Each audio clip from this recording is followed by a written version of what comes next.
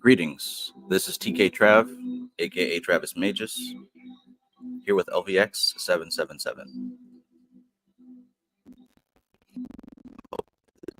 Thoroughly in your Thursday. So, a wonderful thing that has just happened, and that is Mercury has gone direct. Mercury has gone direct. And a lot of people talk about Mercury retrograde and why that's such a scary thing.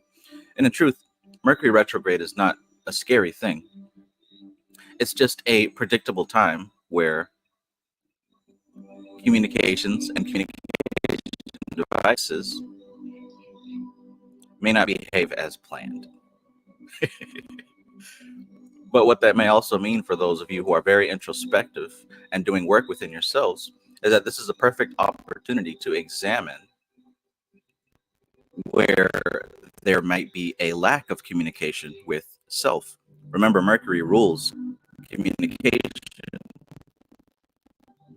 Mercury rules technology, travel, commerce.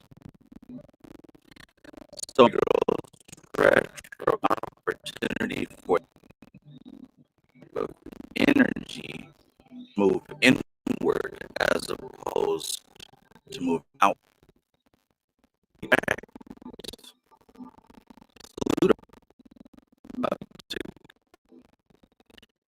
And this is important because Pluto would literally be the planet that rules over. Pluto rules secrets. Pluto rules transformation.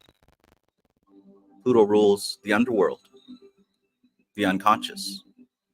So with these two alignments taking place over the next 2 months, this is literally the best time of the year right now to begin that process of shadow work.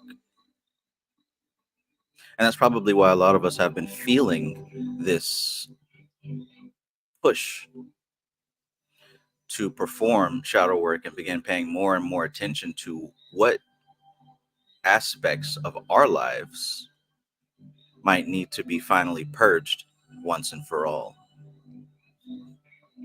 So that's the topic of today's video, because that energy is very heavy right now. I'm sure you're feeling it too. In any case, peace to everybody who was present. Peace, peace to Zaire Anu. Peace, peace, Richard Tracy. Peace, Anna Molly. Nibs Music. Peace, peace, my fellow cyclomate. Sunshine Chick, always good to see you. Oath, peace and greetings. Dip out hell, peace, my friend. Veronica R. Chaga, day one. Love you so much. Peace.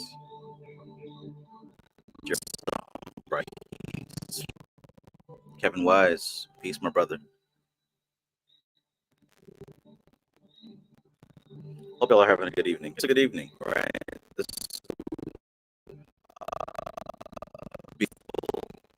and remember to, because if you're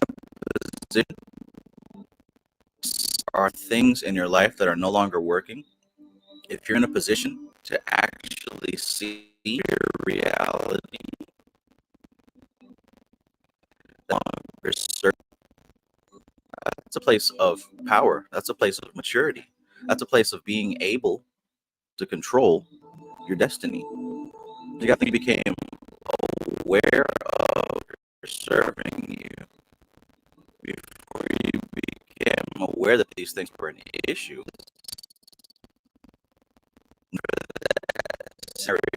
And that's what all this is.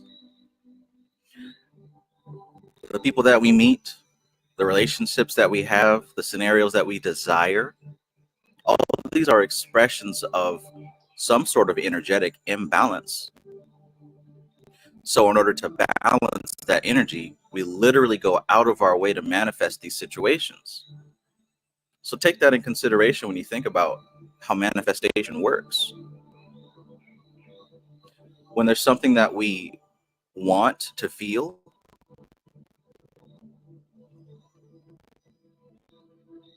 we manifest a situation that can provide us that feeling. This is something we've been doing all our lives. This is what human life is.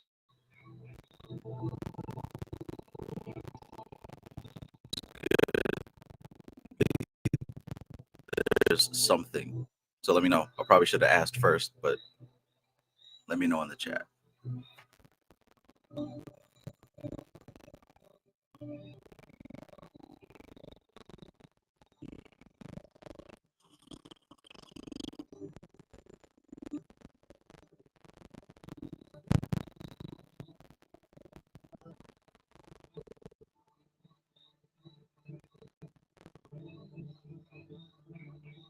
Okay, so somebody said it sounds choppy. Somebody said that. Let me know. Let me know if it's good. As on my end, it looks good.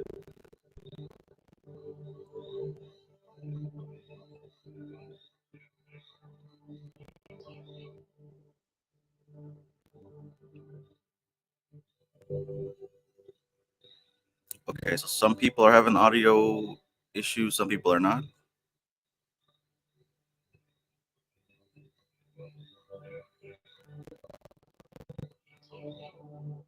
Uh-oh.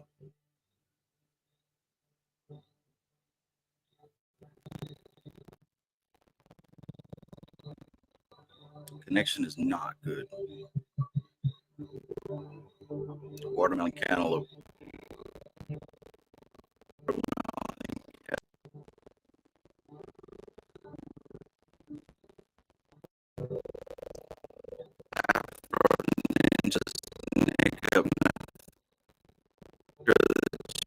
Never something like that before.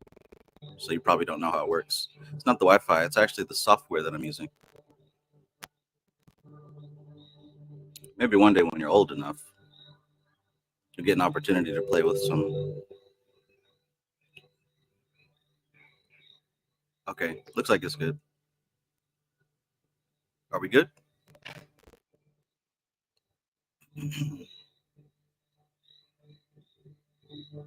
Well. Testing. 1, 2, 3, 4, 5, 6.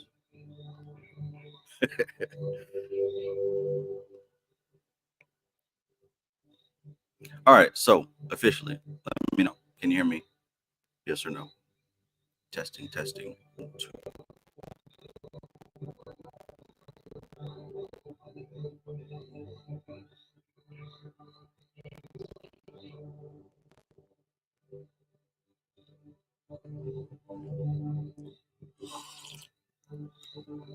Well, I guess I'll keep going anyways. So, this is the best time to start doing shadow work. It's probably best to actually examine what that whole phrase means, right? Because everybody says shadow work, and we have this general idea of what that means.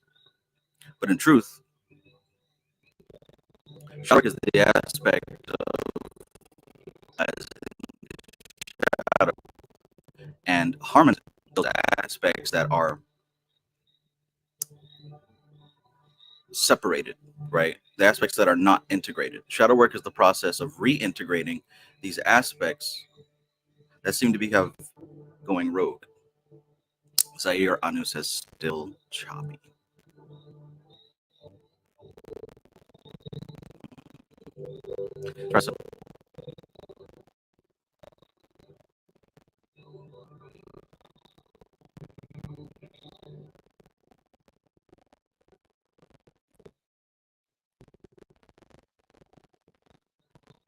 Testing.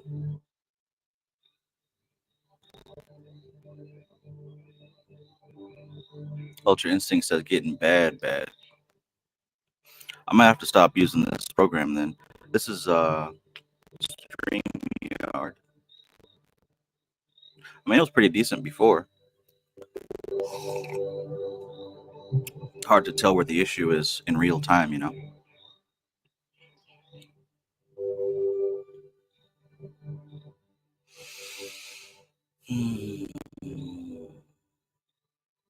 Maybe there's a setting for the audio. Let's see.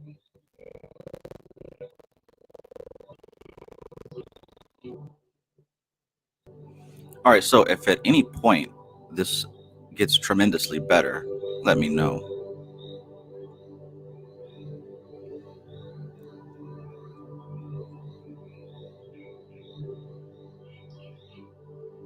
Testing, testing. 1, 2.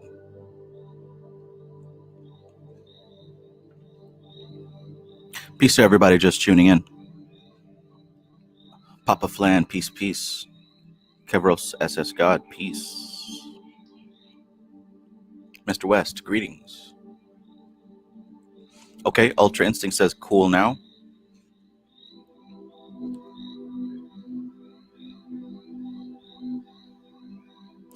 Nibs Music said, is it possible to restart the live? The PC might need a reset. Okay, yeah, we'll do that. We'll try one more time. I'll continue talking, and if this lag continues, then I'll just restart my computer. We'll do it that way.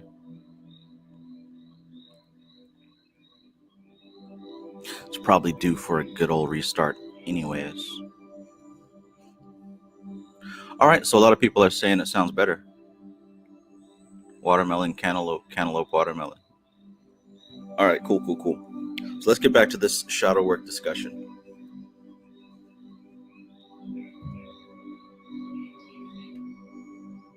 Let's get back to it then.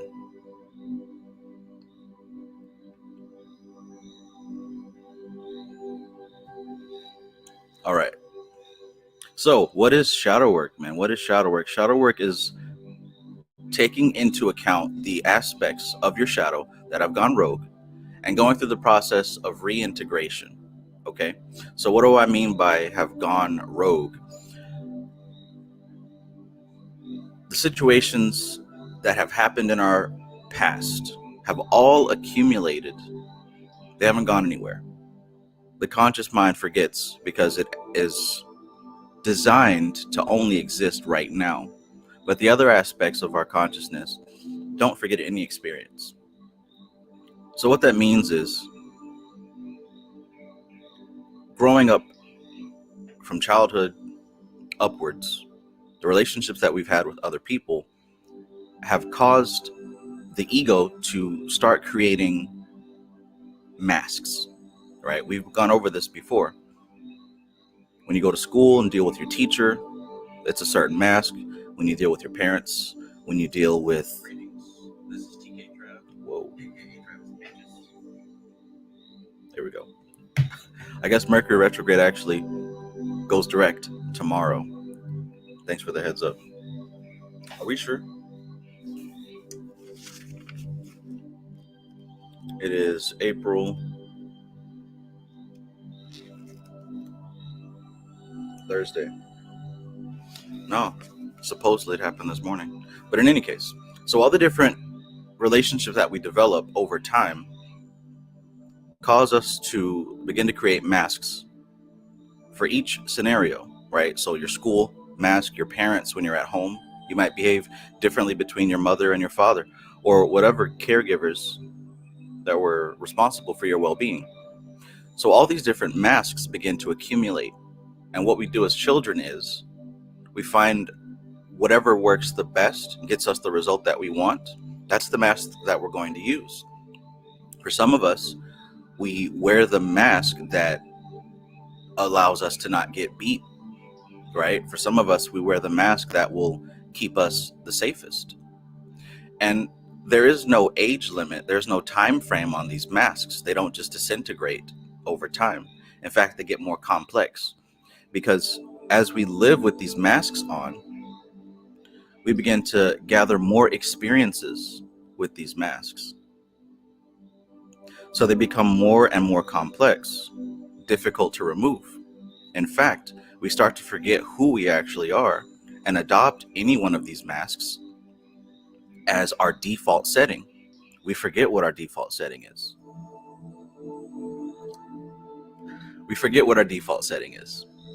So picture that. You go through your life and you're wearing this mask of what you think is going to get you out of trouble or keep you out of trouble, keep you the safest. So you're going to respond mechanically, you're going to think and feel mechanically, and you're going to neglect anything that doesn't line up with that mask, with that character role. And as a byproduct of wearing that mask, we also begin to attract other people who fit on the other side of the mask, right? So that mask of people pleaser will attract people who cannot be pleased. You see how that works? That mask of seeking validation will attract people who might validate you for a while, but then continue to make you feel like you aren't worth anything. And this isn't something that you just stop doing, even if it feels bad, even if you decide that you don't want to be that way anymore. It's not something that you can just stop doing. You have to recognize how this whole process is functioning. All those experiences with these masks, they're stored in the place called the shadow. The shadow is the aspect of the self that isn't obvious. It's not in your direct vision.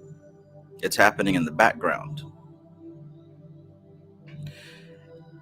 And it is this mask that pushes us to make the decisions and the choices that we go through every day. So when I say that free will is actually a very rare thing, this is why I say that. Because sure, you might think that free will is being able to choose what you want, but you got to think, why do you choose the things that you choose?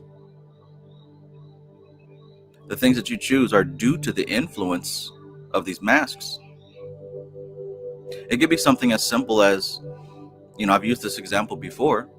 You could be in elementary school, and one day in class, the teacher asks you to do something, and you do it incorrectly, and she calls you stupid.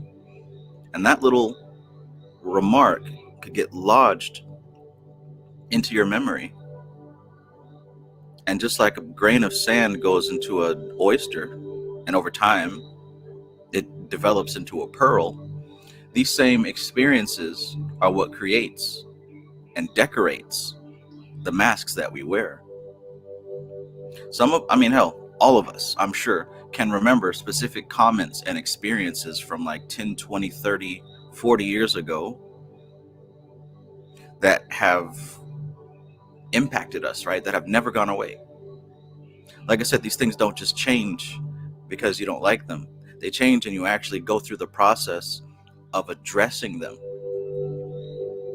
I mentioned before that these are the rogue programs. They splinter off. And in that splintering, they start to develop their own set of. It's actually a whole lot like working with spirits, working with elementals or goetic entities or whatever. It's actually damn near the same thing. But the goal here is not to eliminate or destroy these parts of yourself, because it's your energy. It's not going anywhere as long as you're here. It's your energy. That's why it continues to operate and cycle around and around every opportunity it gets. The goal is to reintegrate these splinters back into the whole, is to heal them, not to destroy them.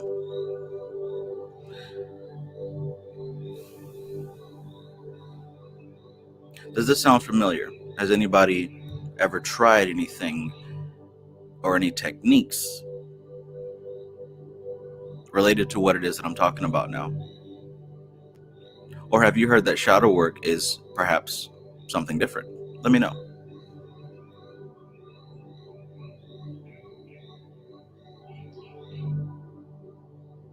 Peace, MC Maestro.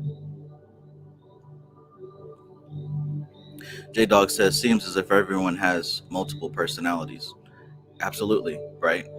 It's true. This is how we operate. We are multifaceted creatures. And one thing that I've learned over time through really examining this and working with a lot of people, right? Maybe close to 200 or 300 people. What I've seen is that, yes, we all operate in this way. And it kind of makes me wonder, maybe there isn't a central self. Maybe all of us are truly pure, unconditioned consciousness that adapts to its environment, that adapts to what it needs to become in the moment. I mean, isn't the one of the greatest qualities of the human spirit is that it's able to overcome any difficulty through adaptation? Especially if you consider what we've been reading in the cosmic doctrine. If you're someone who's been present for the book study, that core essence of life, that pure atom, that pure spark of consciousness is exactly that. A pure spark of consciousness that travels throughout the universe, gathering experiences. It in itself never changes, but it collects. It collects an array of responses to any environment.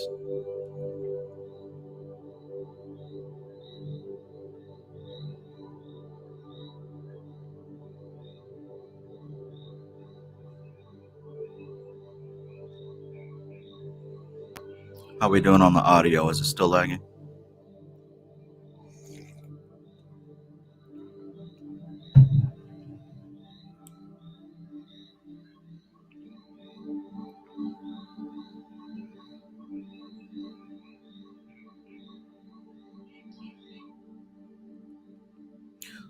So here's the thing.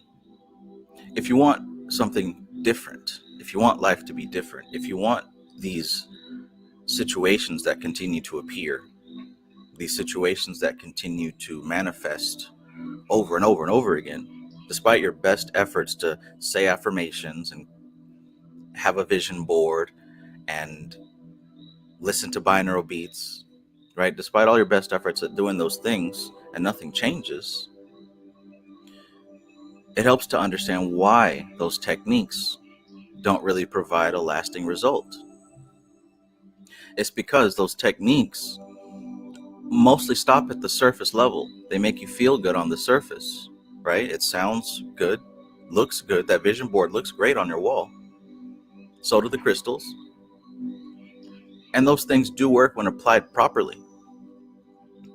But the issue is not in the surface. The issue is not in the ego. The issue is much deeper than that.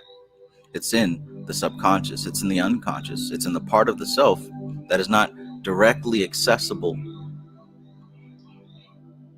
So when you say the affirmations and you build up your vision board and you write your 369 Nikola Tesla manifestation or whatever, in the back of your head you're saying, this shit ain't real. This doesn't work. I don't know why I'm wasting my time with this. This is stupid, right? That's also an automatic process. So what we're dealing with here is layers and layers of the self. And the change has to happen on the belief level. It has to happen on the emotional level, right? The emotional body is the astral body. So these issues are stored on the astral body. The shadow work is done on the astral, not the physical.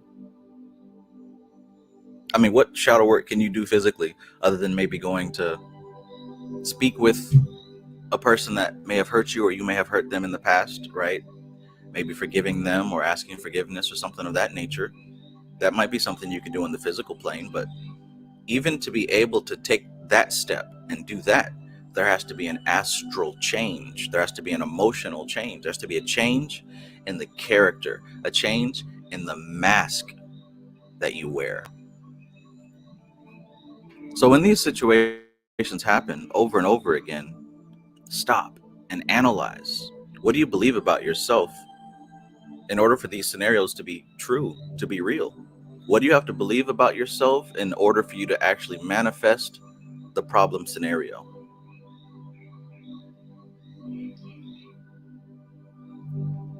Starline says, what if you're too angry with the person to ask forgiveness? Well, so again, the thing is not about them. It's not anything external. It's about you, right? When it comes to asking forgiveness or forgiving someone else, It's an internal thing. That external person is just the symbol. So it starts on the inside. It starts on the inside. Just to keep it real, you don't really have to communicate with that other person, especially if it doesn't make sense to do that, especially if it's not useful and appropriate, if it's not practical. But you do need to forgive yourself. You do need to forgive them in your own heart. That's where it starts, and that's where it matters. You don't need the other person to do that. Raltz says, is anger a mask reaction? So it's a response. It's a response. Situations that happen in our lives, we react to them, right? We respond to them. And some things do cause us to become angry based on what's happened in our past and the things that we think and the story that we start telling ourselves in that moment, right? But the thing is, there are other options as well. So when it comes to healing and doing better, it helps to begin to learn other options, other ways to express yourself in that moment. Anger is not a bad thing. There are no bad emotions. It's all about how we choose to express that energy.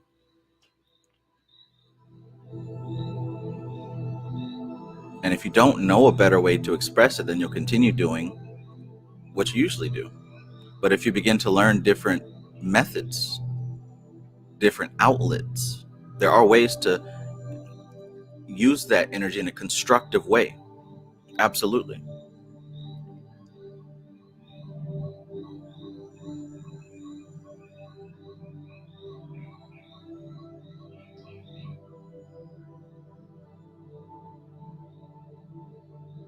I'm glad the audio is still good. I don't know what the hell that was earlier. Joe Tombright says, I'm still getting familiar with shadow work, although my technique so far is sitting in my negative feelings and really feeling them as they are and not rejecting them. Yeah. And see, that's a great way to start that process of not running from them, right? Because what most of us do is when we start to feel those emotions, we run to a distraction. And this is how some addictions are formed. We run to something else to keep our minds off of this thing. But when you learn to sit with it, what that does is it begins to show you, first of all, it may not be as scary as you've told yourself it was. It allows you a real opportunity to gather experience so that you can start rewriting the story of that situation. The past does not exist. It does not exist. We hold on to a story, right? Just like you can move to any other city and come up with a completely new story and everyone will believe it as long as they have no reason to doubt you. The same thing. How important the past is, I mean, really that depends on you and how much you're attached to it. But the actual fact is, no longer exists. 5 minutes ago does not exist. You're on a live stream right now, looking at me. How did you get here? Who knows? Doesn't matter. What matters is to understand that we're always in the right place at the right time, right now. Always. Especially if you choose to be.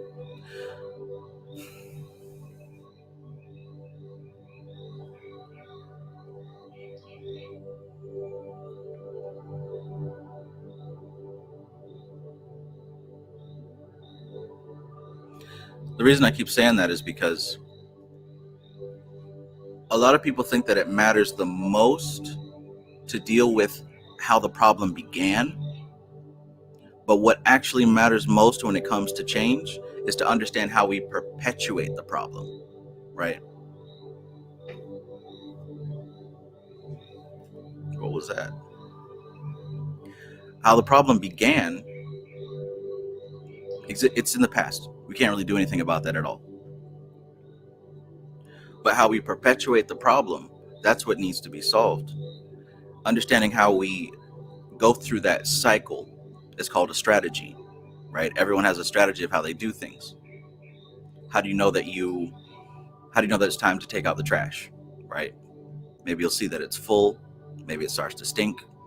There are some signals that happen in your mind, and you react to those signals. You start the process of taking out the trash, right? You wrap it up, take it outside, dump it. That's a strategy. There's a way that you understand when it starts, then there's a way that you perpetuate, and then there's a way that it finishes. So the person asked earlier about being angry, right? Or being depressed, or choosing a partner that is unhealthy, or engaging in behavior that is unhealthy, or wasting time and procrastinating, or all these things. We have strategies for each and every one of those things. We do. There's a trigger that we react to, and it sets us on the process of perpetuating the cycle. So that has to be acknowledged and realized first. First, you got to know how the cycle starts, how you engage in it and continue it, and what happens when you finish. Only then can you stop yourself from repeating that, because you can identify the trigger that sets off the pattern, right? You can identify the trigger. And then once the trigger happens, you can choose to take a different path instead of the same path that you do every single time. And once you break that pattern, break that cycle, now you can look back and analyze and understand and deal with the trigger in the first place. It's hard to just eliminate a trigger just because. It takes time and it takes practice. And one of the best ways to practice is to understand, like I said, what perpetuates the issue and altering the course before it really spirals out of control.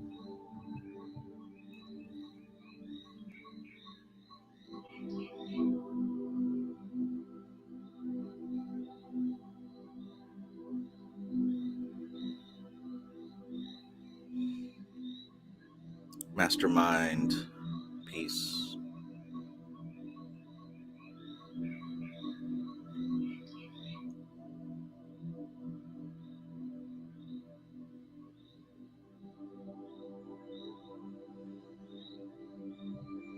Ralt says, like when you work out, the muscles get sore, but they are building. Absolutely.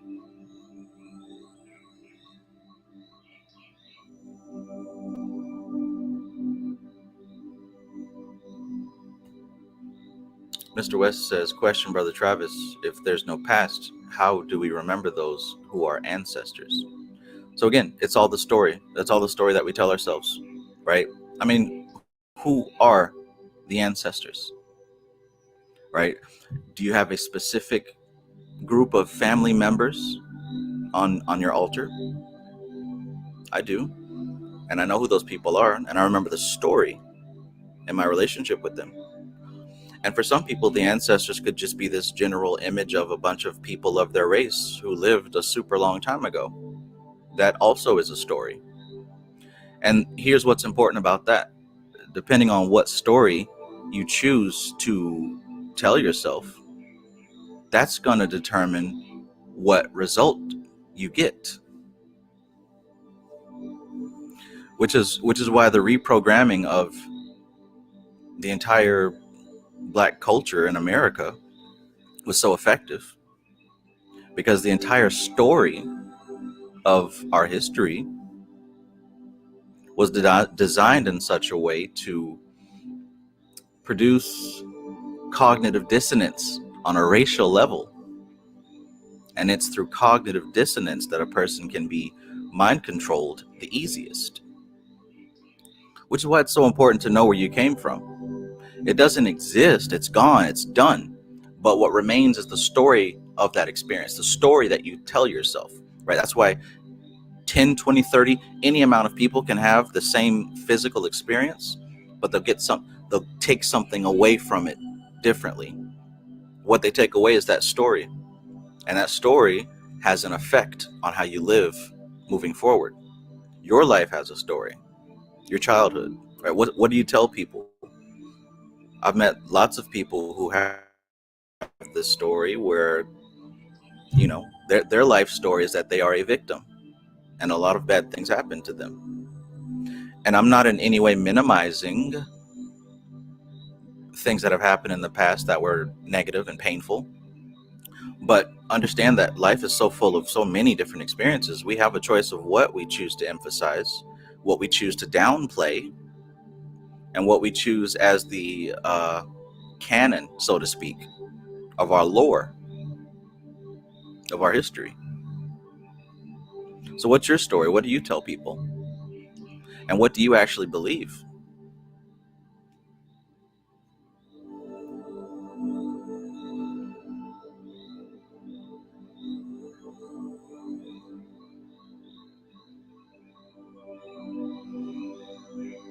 I'm not getting to the comments as quickly as usual because, I'm using a different program. So, and also it's going a bit slow, but I'm working on it.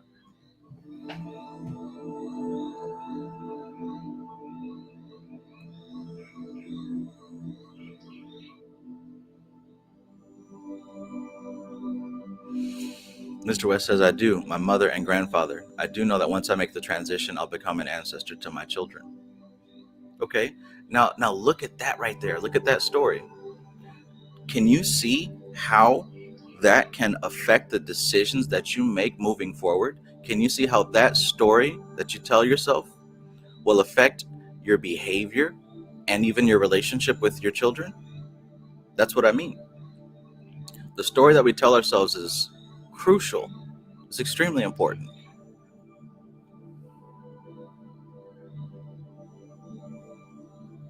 And you got to be aware, right? Is it your story or is it something that somebody else gave you? That's another one.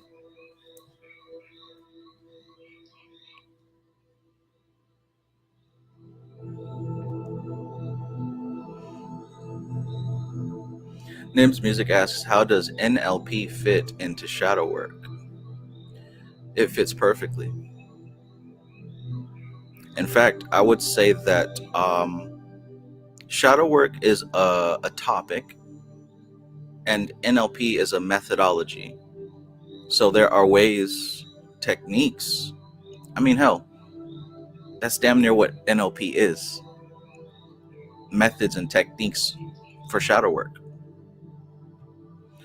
But honestly, there are many, many, many different exercises. Just like in Taught with Shruti, in Dharana Darshan, there's like hundreds of meditations, all of them designed to give you a solid relationship with your higher self and beyond. Likewise, NLP has hundreds of techniques to allow you to develop rapport with your subconscious mind. Sounds extremely similar. It's all about a relationship with yourself, because your relationship with yourself is your relationship to existence, the story that you tell.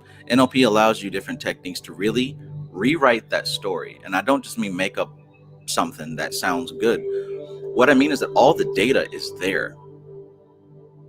It's up to you to go back into that data and see where you may have deleted, distorted, or generalized different aspects of your past. Because if you deleted information, and by the way, if you remember the Gold Book or any elementary book on NLP, that's the first things that they talk about. Throughout our experience, we delete data, we distort data, and we generalize data. That's what the ego does, because we simply don't have enough space in our limited awareness. We don't have the capacity to hold all the data. So we have to delete, we have to distort, we have to generalize. And when I say generalize, I mean we kind of group everything into one. We assume, right? We make assumptions, that kind of thing. So let's say you step into the grocery store, right? You go, you're just focused on getting your Fruity Pebbles and some organic oat milk and a couple of plastic spoons. You check out and you leave. There's so much data. The different items on the shelf, the different tags, the different people, the sounds, the smells, the temperature, all that. There are aspects that have been deleted, distorted, right? You could have said, oh, well, they're all out of XYZ, when in truth, you just weren't looking in the right area, right? And generalized. Oh, well, that's the store brand, so it doesn't taste as good. Have you tried it? No, I've never tried it, but I assume that since it's not the name brand, it's not as good. You see what I mean? Like, we go through this process all the time. So how does NLP fit into shadow work? What it does is it allows you to go back into that experience and pull out things to change the story, to give you a correct representation of the story. Let me know if that's a good description.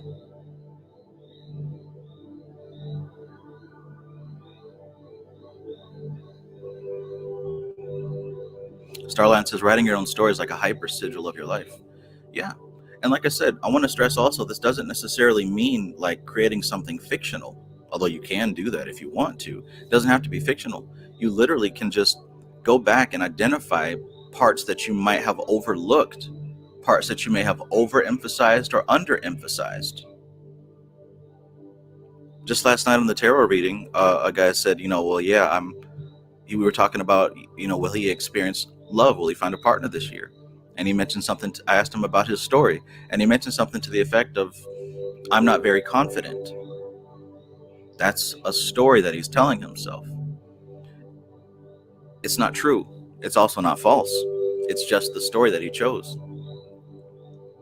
So he can go back into his life and find other times where he was confident, whether it was during a football game that he won, or video game that he won, or maybe he's really good at cooking, or there's so many different experiences where he absolutely displayed confidence, and he may have deleted, distorted, or generalized them.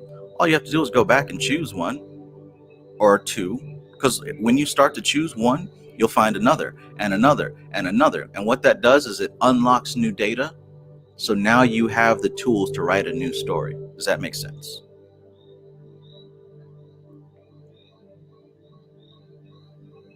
That's why I say the past doesn't exist. It's gone. All that remains is the story that we continue to tell ourselves. But that story is very important because that story affects the future. How? Because it affects how we behave today. That same dude telling himself that he's not very confident, he's not going to behave confidently. Yet, if he begins to change that story, it will change his behavior. Do you see how this connects to shadow work? Yes or no?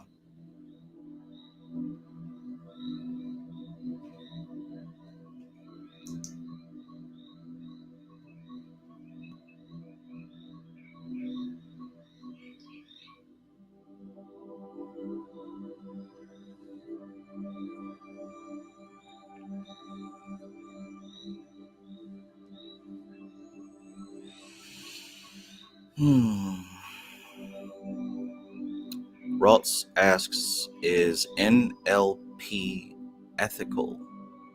Well, my question to you is, are you ethical? Right? Honestly, the question is the user ethical? You can ask, is AI ethical? You can ask, are guns ethical? You see my point?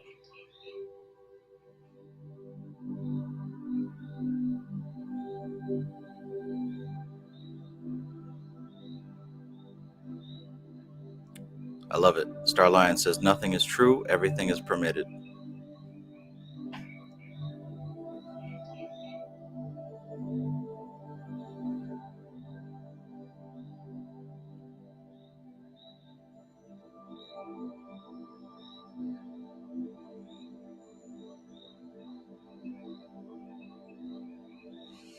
Nibs Music says, I remember one time that Brother Panic, he went back into his childhood in meditation and whispered in his own ear about something he lost.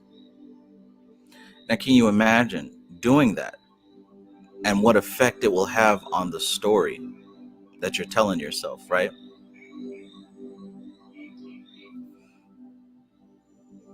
I'm talking like this because I've done this. I've done this many times, not only for myself, but for other people. It's actually not even that difficult.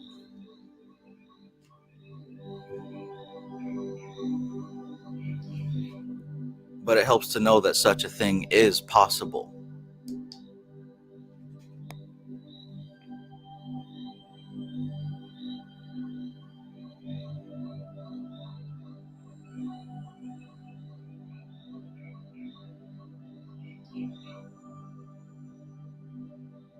Veronica Archaga says NLP is the close to activate the mind. Absolutely. Absolutely. Dion Fortune calls Kabbalah the yoga of the West. And it's no coincidence that the people who created neurolinguistic programming are closely related to Hermeticists and Kabbalists, if they aren't outright those things themselves. There's a reason why it's so similar.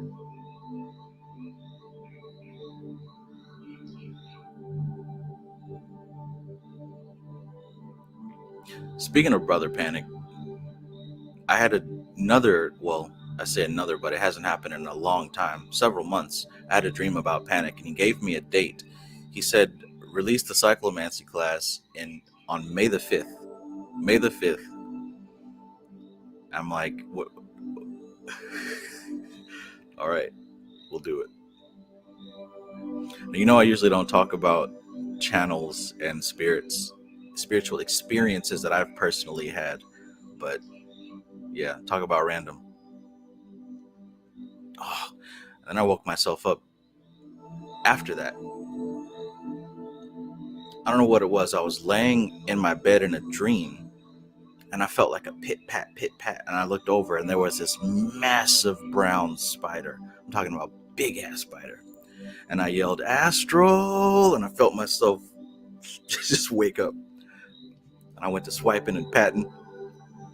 It was as if I knew I was in a dream, and I chose to wake myself up in that moment. That was really weird. Dreams have been kind of crazy lately. I definitely know I'm not the only one.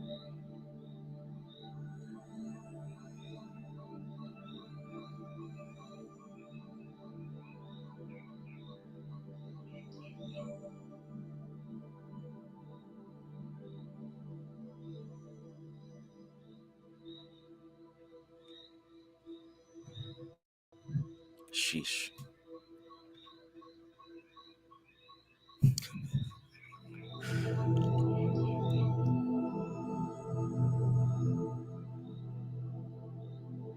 Peace, Curve. MC Maestro says them spider dreams in the occult. Man. And they always got to be big as hell. Why do they have to be massive? Not little bitty ones. They have to be, you have to know that it's a spider. I felt a tap on the side of my head, and I looked over, and I saw this big ass brown spider. And I just yelled, "Astral!" Woke myself up. It was some Inception type shit. It was funny.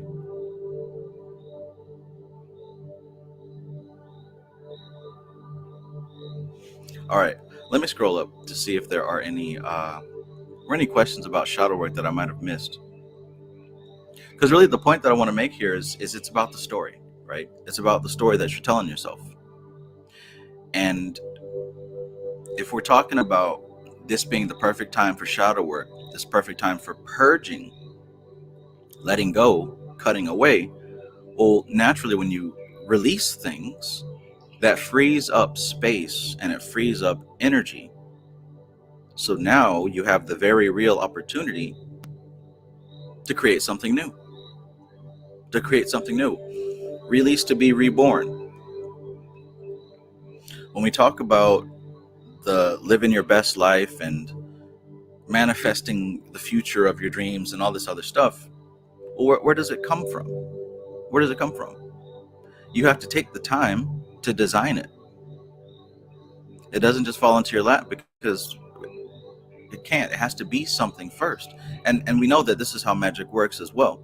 You have to design it, conceptualize it, create it, right? And then you fill it. You fill it with emotion. You fill it with thought. You fill it with experience until it becomes heavy enough, dense enough, and it starts to break through into this side, right? We all have so many different experiences. Again, look at your story, right? All these people talk about how, oh, I'm not good at working with spirits, I'm not good at manifestation, I'm not good at this, that, or a third, I can't focus, I can't meditate. Those are just stories that you're telling yourself. That's not the actual reality. It's not the actual reality. Because somewhere in your life you are able to do those things, and you have done those things. You just need to recover the data and apply it appropriately. We all manifest. Everybody. That's just the way of life. And usually what we manifest is what we focus our attention on. What we focus our attention on.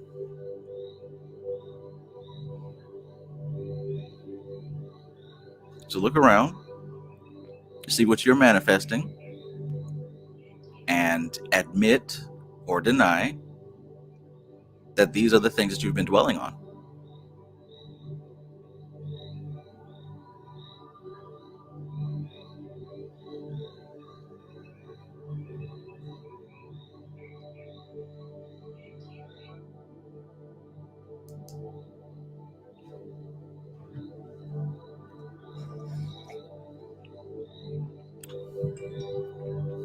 Anatomy of a Star God.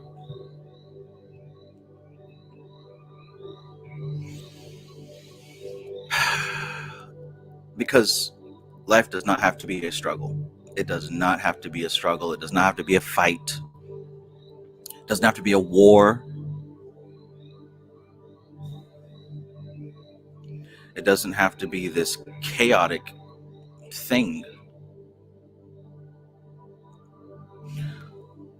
Once you start to learn where balance is needed, and you make the necessary moves to achieve that balance, what happens is that over time, the chaos, the pain, the suffering will start to even out to where it's no longer required, to where it's no longer necessary to experience these things.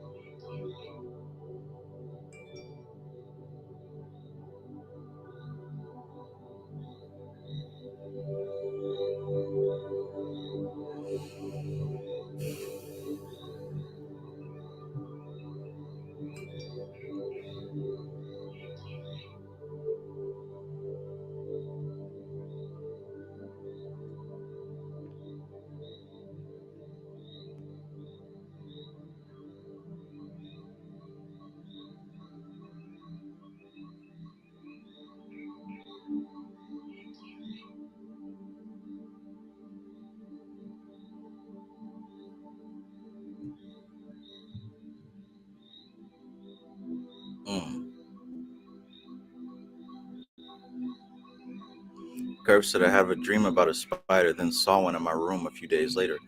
So what's the story with the spider, right? What's the story that you tell yourself that the spider represents? Sigils, symbology. I mean, think about it. People who are always seeing 1111 and 333, they always have some reason and some definition behind what these things mean. Oh, it's an angel number. Oh, it means this, it means that. Doesn't matter if it's true. What matters is if it works. Nothing is true, everything is permitted.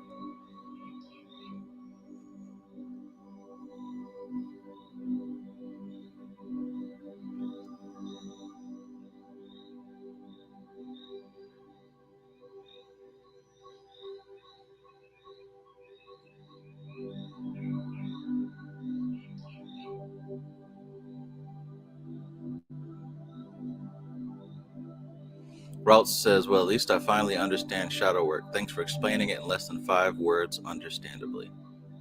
My pleasure.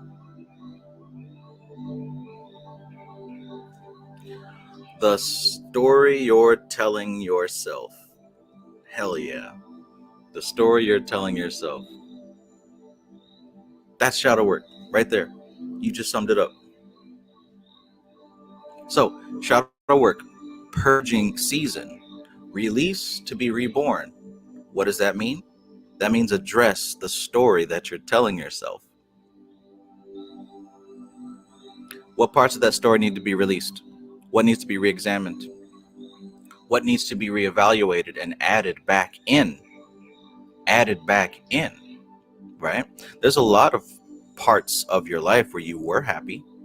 Do you remember being happy? Very happy?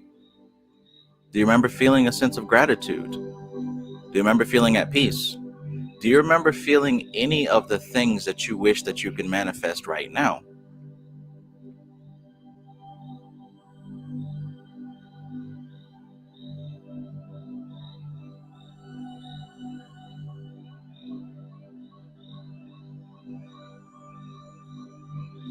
And Amali says, I was clearing out old stuff too, old clothes and papers associated with the memories I wanted to purge. Useful and appropriate. Peace, Philip.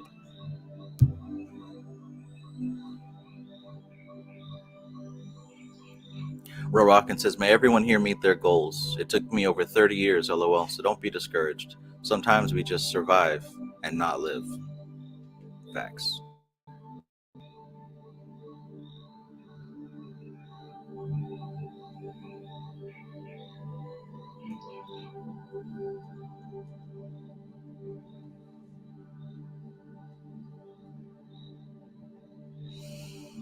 Christopher Watson says, I usually want to tactfully generalize my bad experiences when people ask about them. But in the moment, damning words fly out and I often feel bad afterwards for accurately recounting a bad situation.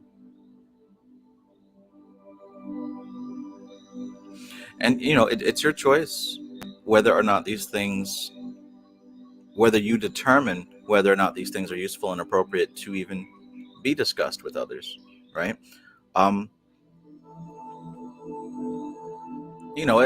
Situations are unique, for sure.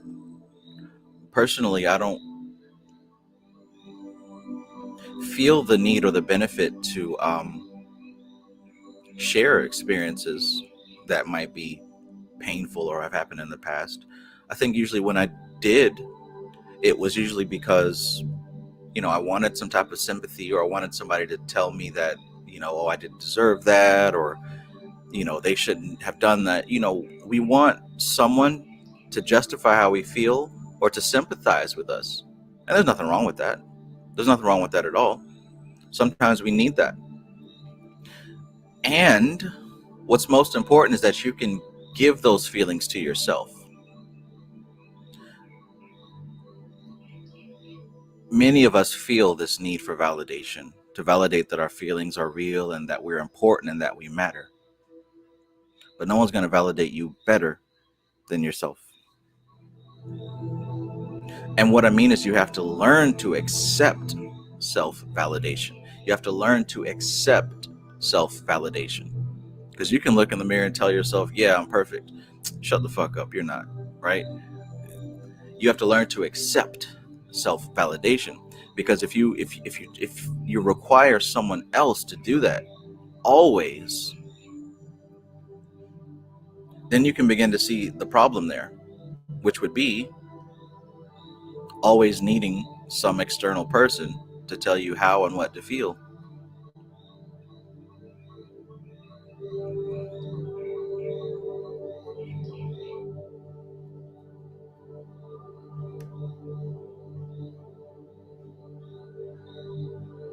But again, like I said, like I started off, every situation is different. I don't know exactly what it is you're talking about, but from where I am, that's how I would respond to that. MC Maestro says, tell yourself the news story and add the emotions you want instead of leaving it as pure thought. Okay, yeah, and see another aspect, right? Despite what has happened, despite the actual events of the story, what is malleable and is changeable is how you feel and how you react to those thoughts.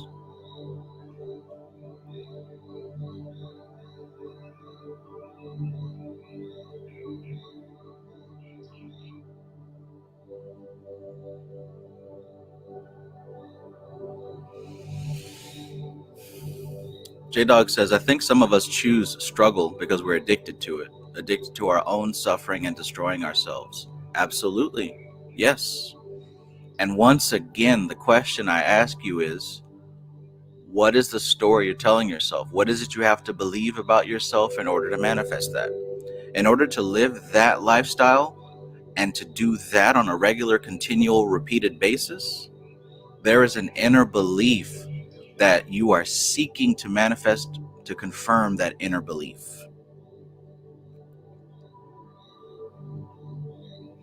There's an inner belief that is telling you that you're supposed to suffer, that you're supposed to struggle, that you're supposed to do this, that, and the third. The reasoning will be different for everyone, right? For some people, they'll say, oh, I deserve it because I'm a bad person for what I did 20 years ago. Or, oh, well, I'm a Christian and Christians are supposed to be, we reject wealth. I don't know. Or rich people are evil. They eat adrenochrome and babies or whatever y'all are saying on the internet. Got to be careful with these beliefs that we have and the stories that we tell, because those stories and beliefs don't just stop. They're not self-contained, right? Like what I just said. If you believe about, oh, these celebrities are eating kid brains or whatever. I don't know. I don't know any celebrities that are eating kid brains. And if they are, they don't tell me about it. I'm not privy to that information. So who am I to sit here and go around telling other people about that and believing that? Now, if we take that belief and put it over here, look at all the different things that are attached with celebrityism and being a celebrity, right? In a way, if what I want is to, say, be an actor or a musician, I'm sabotaging myself from making the type of success that I probably could have, because I don't want to be associated with people doing that, which, by the way, I have no personal evidence, so I don't even know if that's true.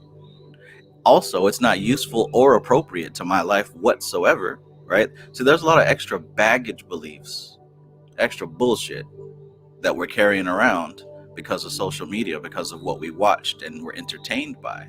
That's why it's also a good idea to be more mindful these days of what you consume. Just like there's junk food that adds no value or benefit but does add issues, same thing goes for social media. There's a lot of content that is not useful or appropriate and adds a bunch of baggage and extra weight that's harmful. Are you able to identify which is which?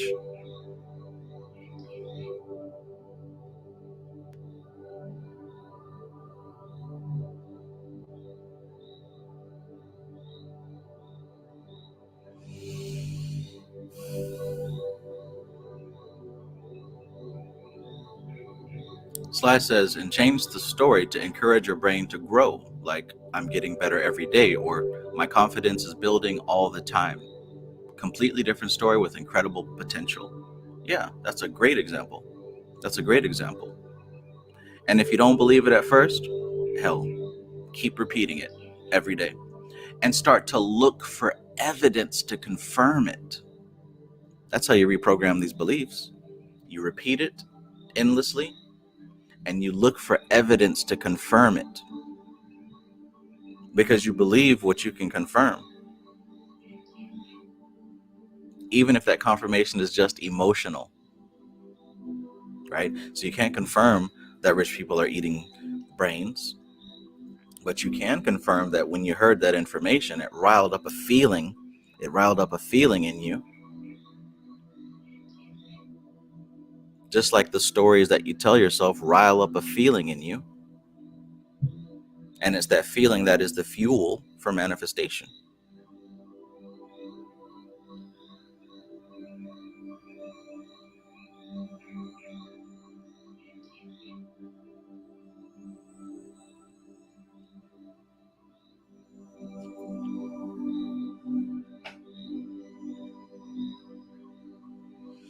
Jay Baldtail says, okay, but what about the things we really don't focus on or worry about but manifest in our lives? Okay, so now we have to go and look at correspondence.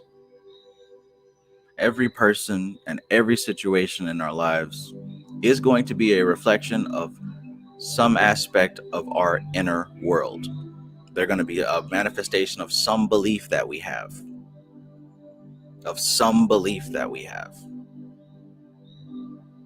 Now, as I mentioned before and on older videos, the conscious mind, the subconscious mind, and the unconscious mind exist in multiple layers, and things that are closer to the surface are obvious. But there are some layers that go deep, and they take an extra effort to locate them. And these things that are buried at lower levels are purely emotional.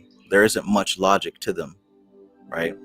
Something could have happened to you when you were 5 years old. Hell, you could have been dropped. You could have fell off the bed, right? And that could have lodged an emotion that altered your behavior from that point forward. So you're not going to go back with your adult mind to your 5-year-old mind and fix that problem. You're going to have to fix that problem at a 5-year-old mind level. Uh-oh. I told the story before. It's kind of like Shilajit. Have you ever heard of the, what's it called? The supplement, the nutrient called Shilajit, where basically in the Himalayas, there's, grass and flora and fauna, and it's got permafrost, right? So the ice is on top of it. It never sees the sun again for an extremely long amount of time, years and years and years and years. The green plants become this black goo, right? They become a black goo over time. They just mesh and blend into each other. And there's literally no way to separate that black goo and pick out a flower and a leaf and this plant and that plant. It all just gets meshed together into their core nutrient elements, core vitamins, just pure vitamin nutrients. That's what they become over time, a long time. Same thing with you. That child mind, right? Because look, when you go through the world, you don't have an adult mature mind, you have a child's mind. So your beliefs are different than your beliefs today, right? When you were a kid, you probably thought that you would be a Power Ranger one day. You probably thought, Santa Claus actually squeezed his big ass through that chimney. Our beliefs were different as children, as kids, but that doesn't stop the subconscious mind from accepting reality and programming reality based off those beliefs. Now, over time, those beliefs began to congeal together and mesh together over layers and layers of experience. Now they're indecipherable, and all that remains is pure emotion. Pure emotion. And it's these core components of pure emotion that are the foundation of you and me and all of us. So the reason we're saying all that is that there are some aspects that are pure emotion, not logic, because one, they were created by a child mind, and two, it's been so much time that it's raw emotion. There's no story, no logic behind it. Those are going to be some of the hardest to detect directly. But it's often those aspects of ourselves that cause the most difficult issues.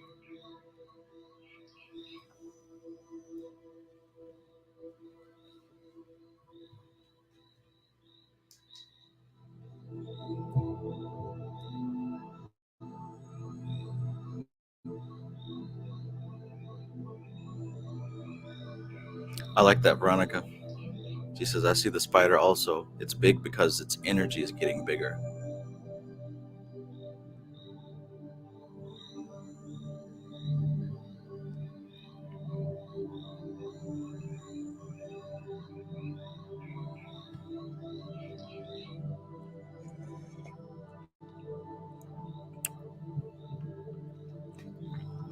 Anna Molly says, any advice helping a young person with shadow work? I'm trying not to create more by getting angry, but kid is acting out. It'll help If you can do your absolute best to separate in his mind actions and behaviors from personal value, right? Personal value, who you are, what you're worth, what your value is, what you identify as human being, someone who is a winner, someone who deserves love, etc., etc. That is completely separate from actions and behaviors, right? He's not a bad kid. He's not a bad person, but you can make bad behaviors, bad decisions, right? You can do bad things. If you help to make that distinction at an early age, I think that will start to prevent this tendency that we as adults have to identify ourselves with our story, with our behaviors, our choices that we made in the past.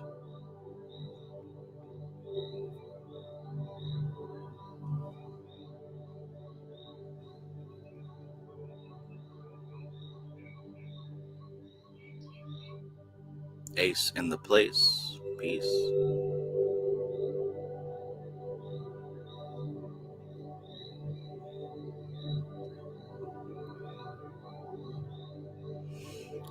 Layla S says, I feel like I'm empty from shadow work. How can I recharge?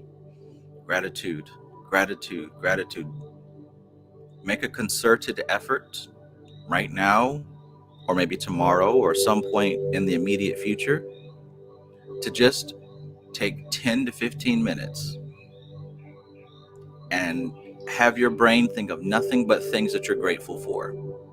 The obvious stuff will come out in the first 2 minutes, then it'll get a bit more difficult.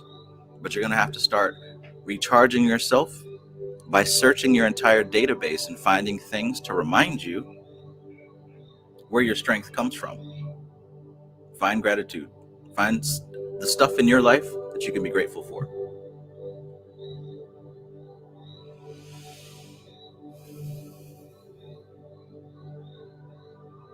Alchemy Gold, peace, peace.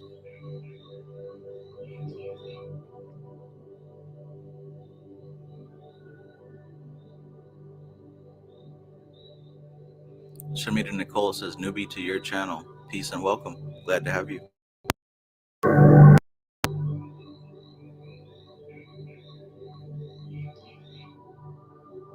Oh, I missed 11:11.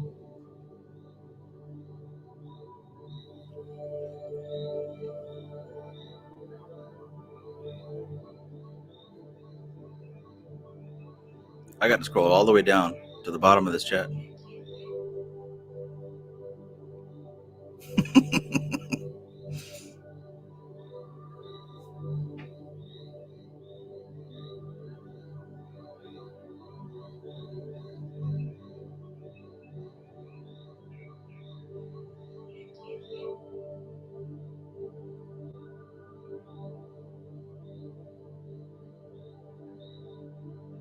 Oh, oh, it's magic, you know. Oh my gosh. I think I'm like 10 minutes behind in the chat. Give me a sec.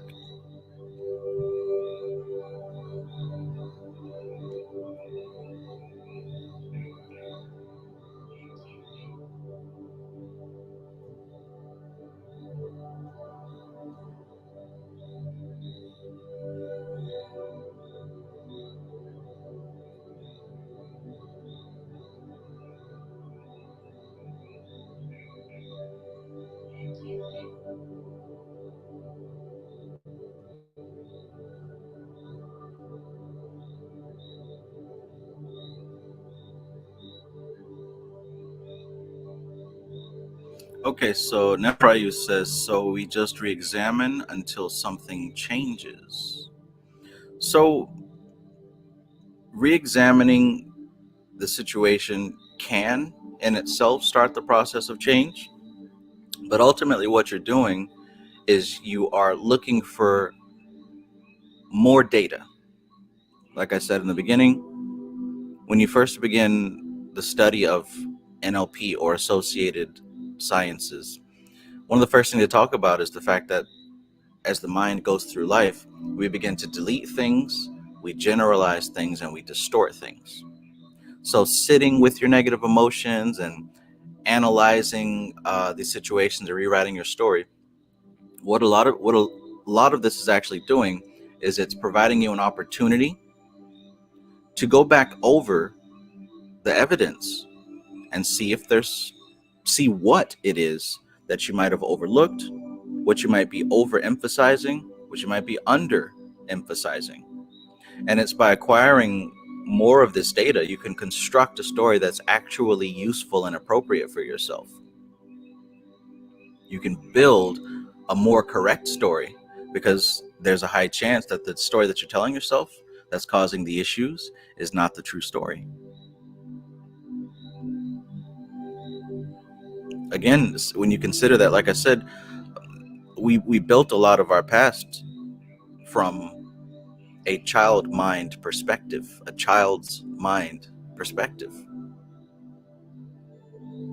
I don't know if you know any children or if you remember being a child, but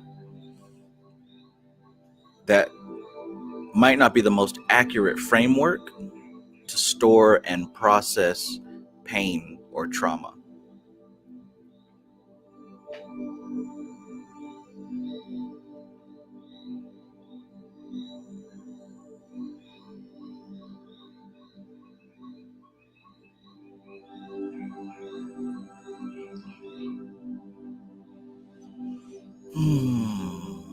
Fruity Pebbles.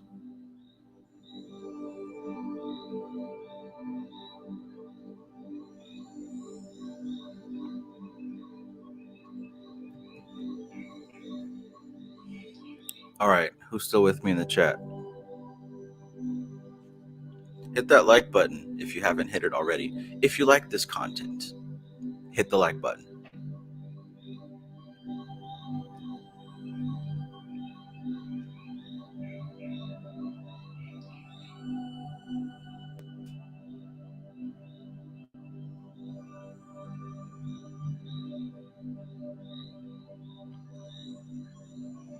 Nefrayu says, Ophiel said, one of the most important things to learn is to control the emotions. Out of control emotions equals suffering.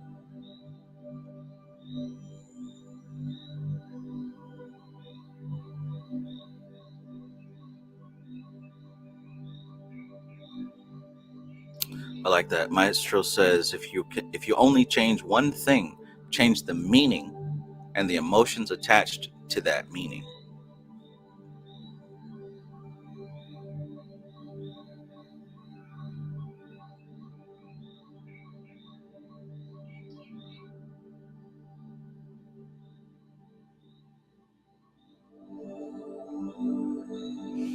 Starline says, do you think some people are born with the capacity to be able to believe easier than some others who find it hard to believe in things? I think a better approach to answering that question would be understanding that we all have a different strategy for believing. We all have a different criteria that must be checked in order for us to believe something. Some people are convinced from external input. Some people need outside people to give them enough of whatever for them to say, okay, I believe it. Some people need to hear it from others, right? I know someone close to me when I started getting into cryptocurrency. I did my research and everything, and I'm all on board doing it, and I'm telling this friend about it, and they're like, that's a scam. Don't get into that. I'm not going to waste my time. But then they heard that their favorite rapper, I think it was Meek Mills at the time, somebody said something about cryptocurrency, and all of a sudden they're a crypto maniac, right? So some people have to hear something externally. Then there are other people who need to be convinced from the inside. They convince themselves based on a feeling or something of that nature, right? Also, you have to understand about yourself. Are you convinced by something that you see, something that you hear, or are you convinced by your feelings? When you start to learn your specific channels, then you'll know what to look out for. How do you find your channels? Well, look at your current beliefs. Look at the things you believe in or don't believe in. Look at how quickly you're like, nah, I don't care about that. Look at how quickly you shut something down. What is it that caused you to do it? Remember, everything in our minds works this way. There is a trigger, right? And that trigger causes us to react, and we go through a strategy. We go through a strategy until we get to the end result. So what's the trigger that causes you to shut down your belief? What's the trigger that causes you to open your belief, right? Analyze that for yourself.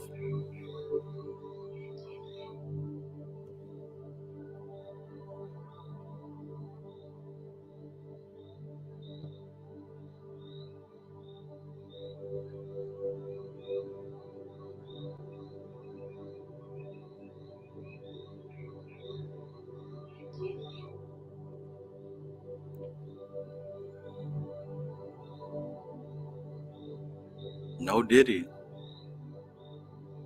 Geez, I'm very behind on these comments. I think I might have to skip some and scroll so I can get to the current ones.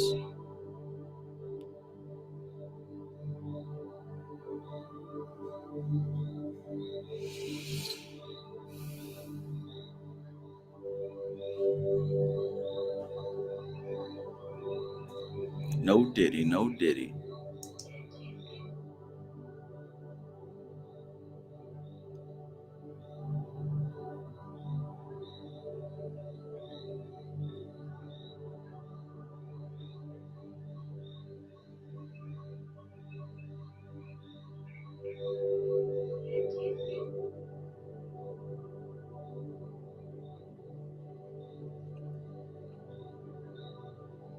Peace, Amar.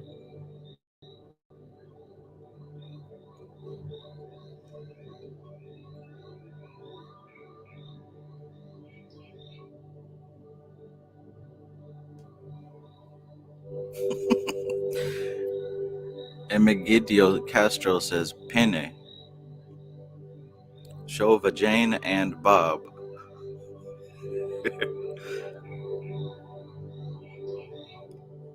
Oh, uh-oh. So, let's see. Amar says, yo, if you're down, send me and Maestro the link. I think we can have a good discussion on NLP and children, because that seems to be the flow here.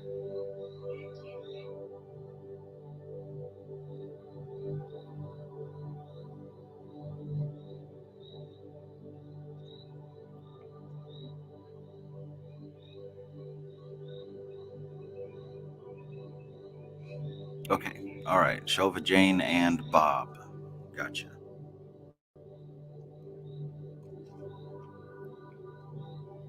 All right. Hold on just a second. Linky Dinky.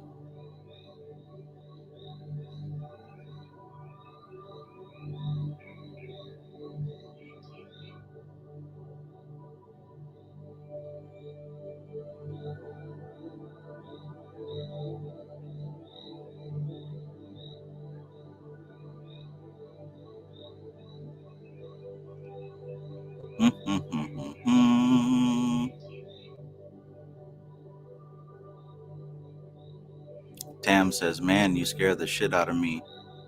It doesn't count unless you wet the bed.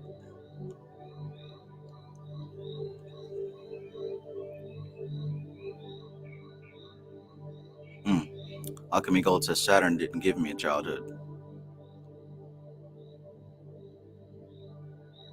Peace, Hazard Pie. Fresh out the hot grease. Hot and greasy? Is that what we're going with?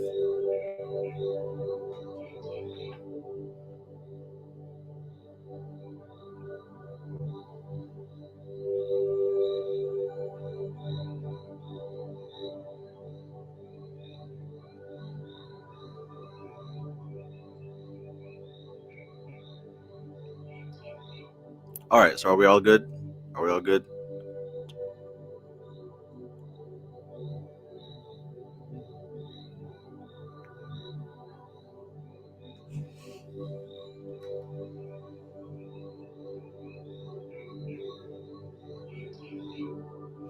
All right. Give me a second. I'll send you the link, Amar and MC Maestro, if you guys are interested on hopping on.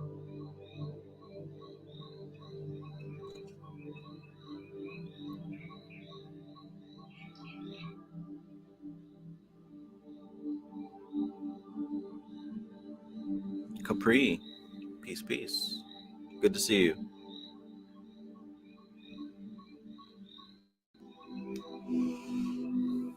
All right, so I'm gonna send a link to MC Maestro and Amar. Give me just a second to do that.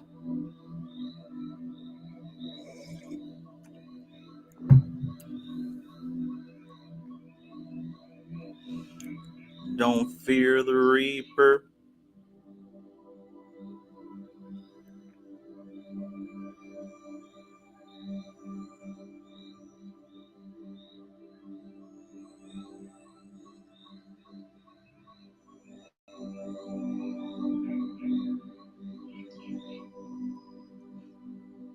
We can be like they are.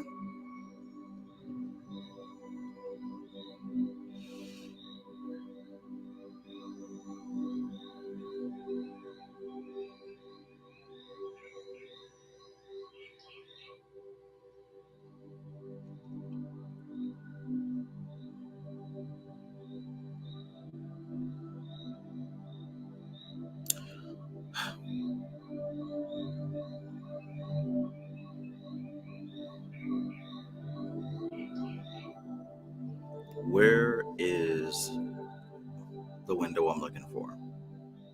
I think that's it. Yep.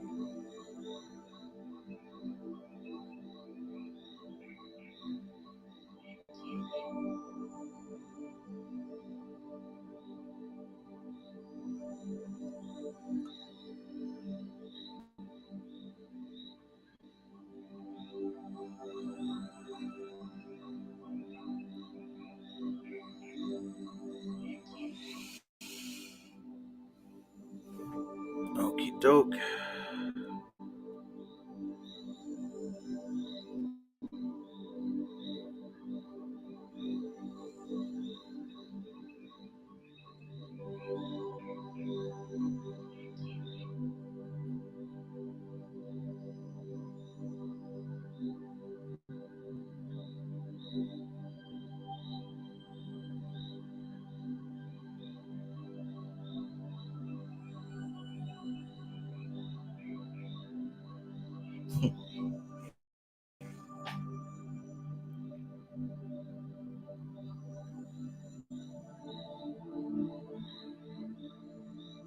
Interlude, I guess.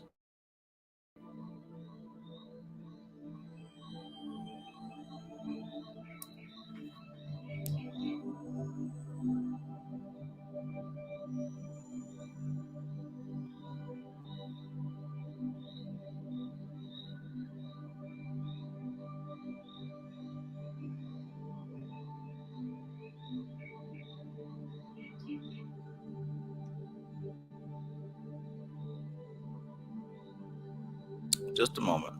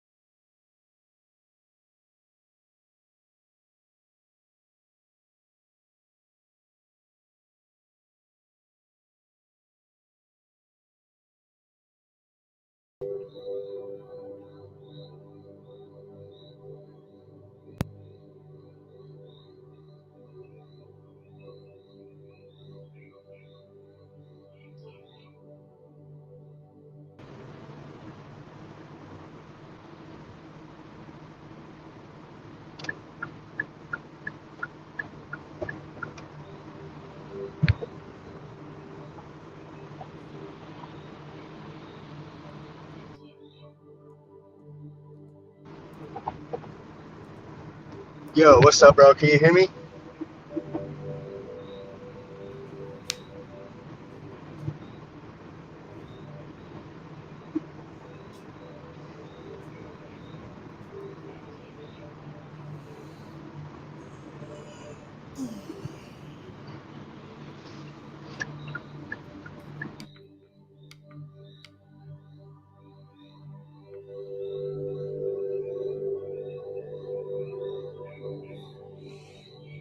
Testing. 1, 2. Yo, can you hear me? I can hear you. Yes. Okay, cool. Oh, yeah. I just hopped on maybe like 15 minutes ago when kind of you were answering questions and like relating it to NLP and children. So, yeah. Yeah. I think the topic is really about shadow work. And to address shadow work, you have to look into childhood because that's where the foundations of our personality are. Thanks. Yeah, I was just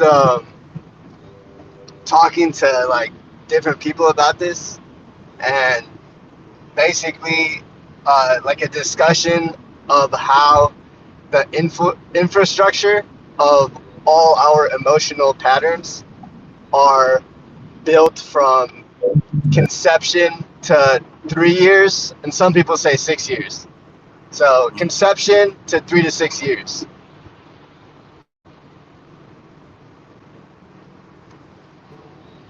I can see that because, that's where we're really exploring and reaching out and learning how to use this body.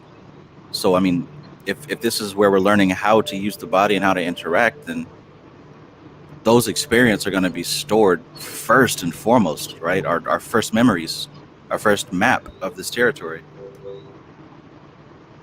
Yeah, first memories that we don't really consider consciously as memories. Hmm. Because I say that with like most of my like clients and people I talk to about this when I okay, how can I say this? Okay, so even parents. So I'll see parents um, do things with their children when they're younger than like let's say like a year or two old, and then they say that they won't remember it when they're older, so it doesn't really matter. But actually, at those times, they they may not remember it like word for word left brain, but the emotional pattern and that emotion is imprinted at that time. So they remember a unconscious feeling that gets riled and stirred up, which is what you were kind of alluding to.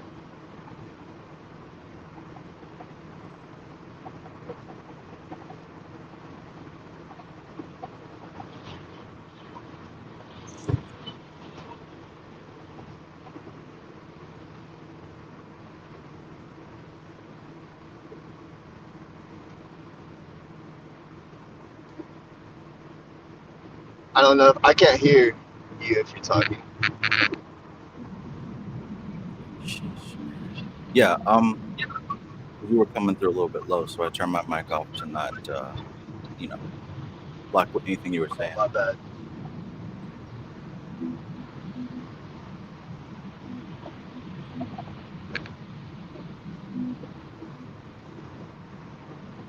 Hello, hello. Peace, Maestro. What's up?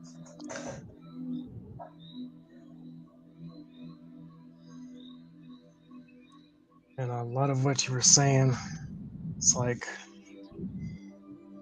it's a nice package to I guess some stuff I've been working on.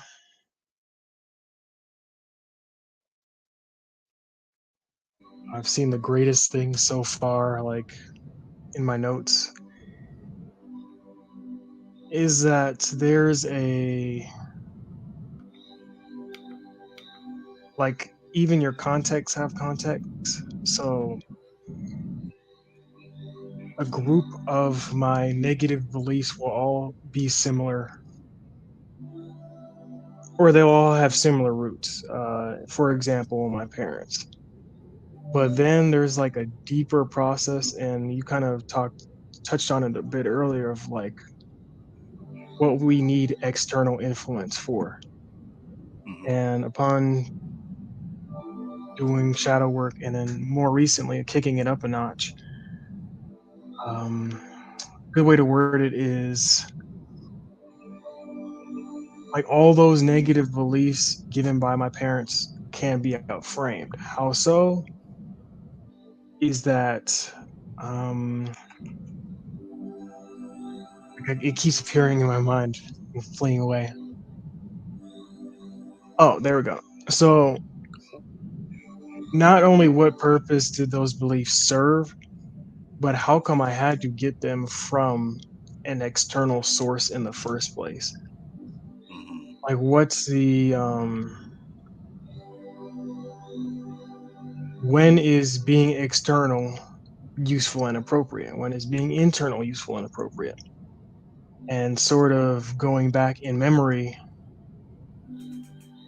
and dealing with all uh, those few specific memories of when my emotions feel that external input was validated. And I kind of look at that and take it apart.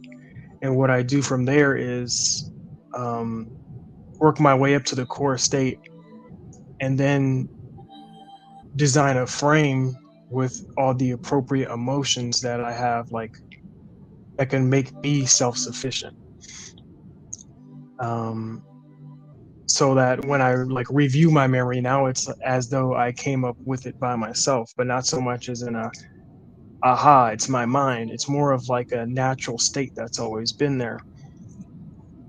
And to add on to that as well is breaking down my past manifestation process, the meta state that I was in. Hmm. And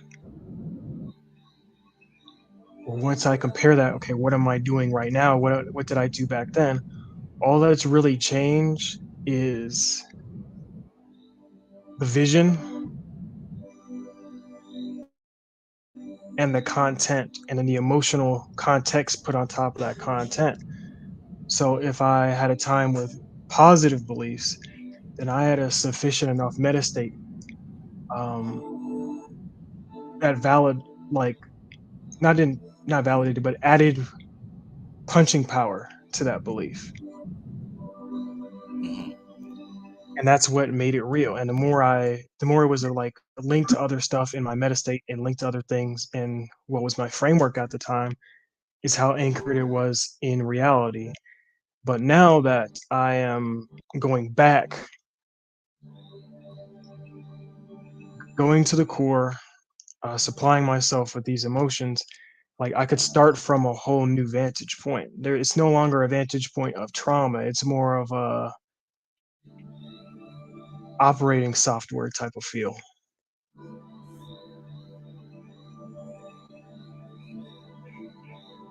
Hmm. Okay, to get you with the collection of metastates, the part that you said at the end, it's not so much based on the trauma, but more of an operating system feel. You said, Hmm. could you clarify that just a bit more? I don't think I got that one. So it's like it comes with doing enough to recognize your own patterns because there's only so much trauma, meaning that like we're able to concoct. And we've come up with these at a very, very young age. My personal theory is that we come up with these things before we even have words, and that's how primal, not these excuses, but sort of these reasoning labels are. Um, Hmm. the only like really can't escape he wronged me, she wronged me. I didn't like how that made me feel. There's like you could maybe escape out of those three, but those three tend to be prevalent. But once I come into an experiential knowledge of, okay, these are the three things that exist, not so much an affirmation of just saying it. Well, that is a good stepping stone if I were to start there. But doing enough to where whenever a bad memory, or not a bad memory, pops up, where I have a negative reaction to something in real time, okay, what's the sitch? I don't like how I feel about it. I don't like how this made me feel. Great. This person wronged me. Okay, that's one thing. That's pretty much it. But once I'm even able to metastate those. They're not so much important anymore. They don't carry the emotional baggage of all those emotions. They're just labels. They're more like you're not really attached to the name of a file on a computer when you're dealing with files all day. And Yeah. that's how it is for me. So I'm like, once they're in those categories, they can't really affect me that much. So now I'm just like, I don't have the same relation with them anymore. I don't have it triggers me, then I go do something for like 30 minutes and then come back, or then I'm sitting there pasting, trying to figure it out how I'm going to neutralize this emotion. Now it's more like, all right, here's what we got. Here's on the table. Here's what's working. Here's how it works. Essentially, like, what's the main problem here? How can we supply what it needs, and let's keep it pushing. Okay. So as Anna Molly says, she says, so he's depersonalizing the remaining programming by labeling it as a program and not personal, emotional. Right. And even like if I'm doing accessing the memory visually, these traumas, a good way to see them is the submodalities they're using. So let's say if you have a collection of bad memories, they're all going to have, or a lot of them are going to have the same brightness, the same sound, the same depth, the same amount of clarity. If you have ever, well, of course you have, but for those who have ever worked with a video editing software of some kind, or even like Instagram filters, things like that, there's one set of preferences for a certain category of trauma. And once you notate those, or notate that preference that you're using, that preset, then everything else is like again, you're just dealing with the interface at that point. Hmm. And when an emotion does pop up, okay, it's this again.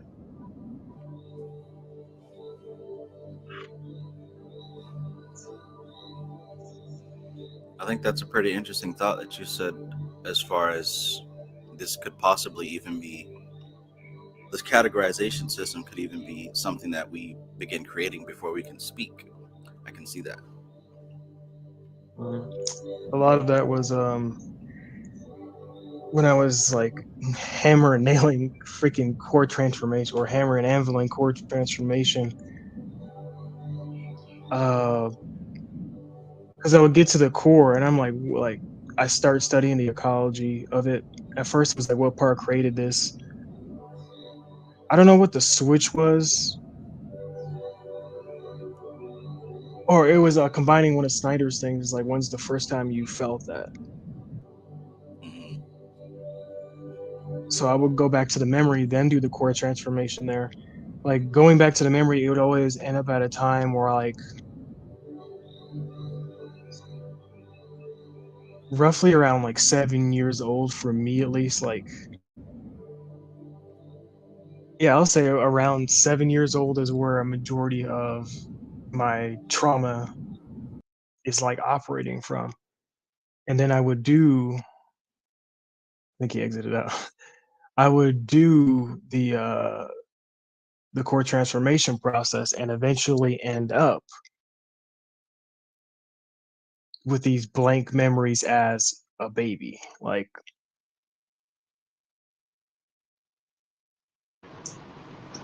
Blank is you're a it? baby Like, with, what do you mean blank? Because there's no real words going on. It's more Oh, of, okay. I don't want to say intuitive. It's like when you know something's gonna fall, like you're watching it fall real time. There's no label put on it yet. We have Okay, like I see. when we're younger, we operate from this. It's more of like a. I used to call it subconscious when I was like 14, but it's like it's a speechless knowing. It's a speechless operation. It's not necessarily mystical. It's just stuff that we're putting together. We're putting together these belief equations, these was it cause and effect scenarios, but we're just not using words. Yeah. Belief equations. And like example I give some people is like one of my moments, like not crown moments, but one of my moments of realization as a, or it was going finding one of these memories as a baby, and just even being picked up when I didn't want to be picked up, not exercising agency in that moment made me feel weak. And that started a chain. Like I didn't have the words weak for it, but I knew my agency and my self, like not authorship, but like operation was seemingly hijacked in that moment. I just put a label on it even back then of, this is my place and this is how it is going forward. Or the implication is that that's how it is going forward. It's also a huge process to break implications of certain beliefs as well. Like learning that X doesn't necessarily mean Y. So the meaning part of the belief equation.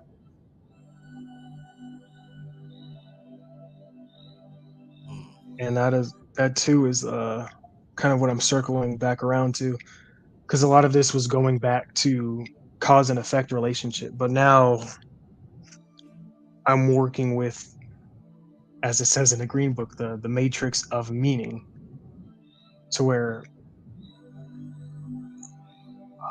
a great example is like those people who are in their like 102 or some shit, and they're eating cheeseburgers, drinking Coca-Cola.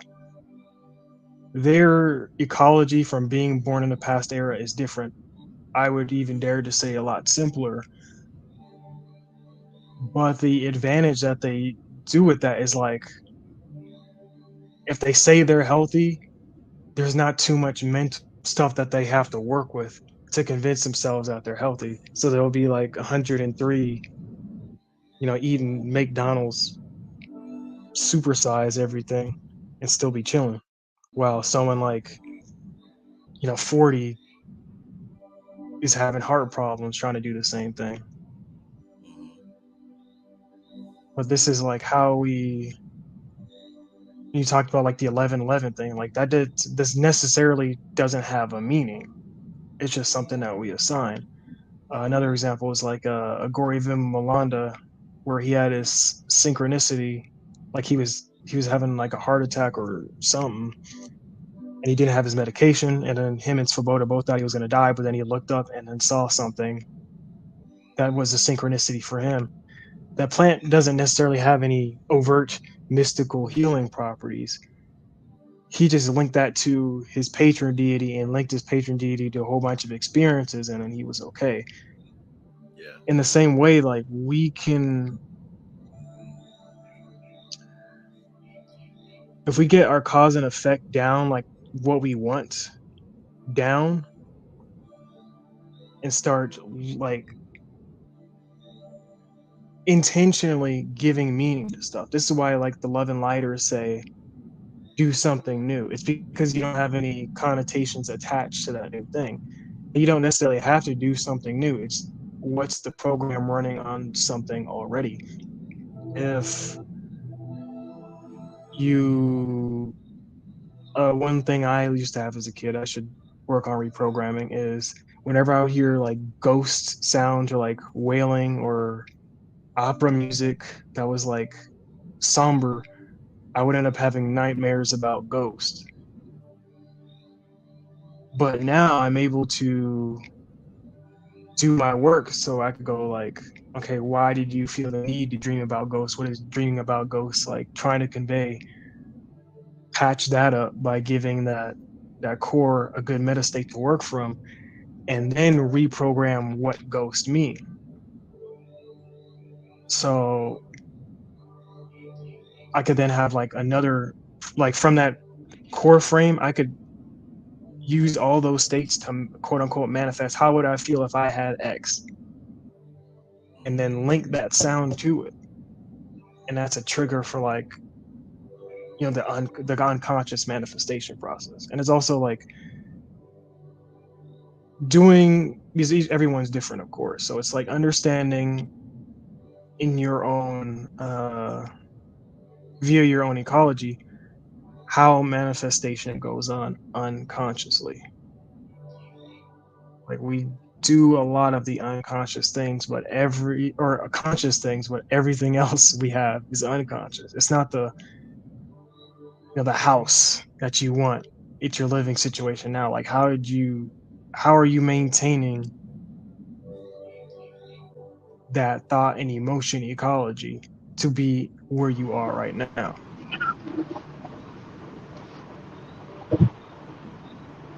That one right there. That any like if someone is perceiving their living situation as shitty right now, understanding that the manifestation of that, I think, is shadow work in and of itself right there. Just to be able to perceive and accept your situation like that. Hmm. And an entity that I'll have to touch on that if the conversation goes there, but an entity that I'm working You don't with go there. You don't go there. has one of the entities that I'm working with has talked about or has given me an importance on reframing. Like my frame of the concept of reframing is just like content reframing and the NLP book. I'm like, okay, that wasn't too impressive. 6-step reframing method. But as I'm working with this entity, it's bringing back up memories of when I used to do positive reframes, and when I was in my little love and light phase of, I think I was first reading the Kabbalion, and that the example some guy gave on a video is if you see an old lady in a beat up car, there could be certain negative thoughts and emotions attached to that. But if you reframe it, it's like, okay, that shows the lady that the car is dependable and she likes using things she could count on. Now I'm able to see the importance of that, to where if I'm looking at a situation I don't like, one, I could see where all these condescending and negative, because the condescending shit at the end of the day, it doesn't get you anywhere. Um, One would say in a Gebra mindset, it's important to have enemies, but like not necessarily content on your enemies. It's Like not enemies for having enemies' sake. That's how I think of it. Like or not enemy, like not having that normal connotation of like hating the person and reasons to hate the person and reasons why they're bad.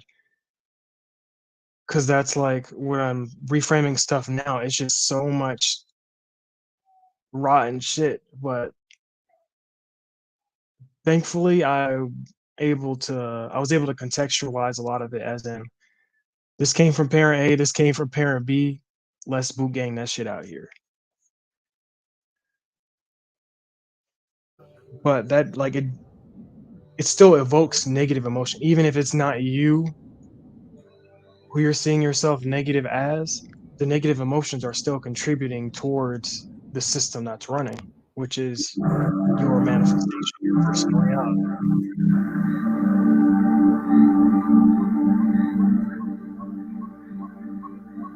On the note about enemies, I could even see that the need for enemies is a remnant of the need for projection, right? So that we don't have to really take accountability for those aspects that are part of us. We still have to deal with them, but I think that maybe needing something to fight against is our way of dealing with that within ourselves when we're not ready to deal with it directly. Yep. And that's where like a lot of the working towards the core and then building a better meta state there to where like now I'm like that part of me has everything it needs. It doesn't like there's no point to go out and do that. And even if I do catch myself like labeling something as negative, I've kind of outframed it to the point to where it's like I just know like okay, we we have a place where we're going. We know that's not useful. Let's first inject I kind of have like a little emotion pack. I'm still working on making it how it was in the past, but an emotion pack of awe, appreciation, gratitude, optimism, and love.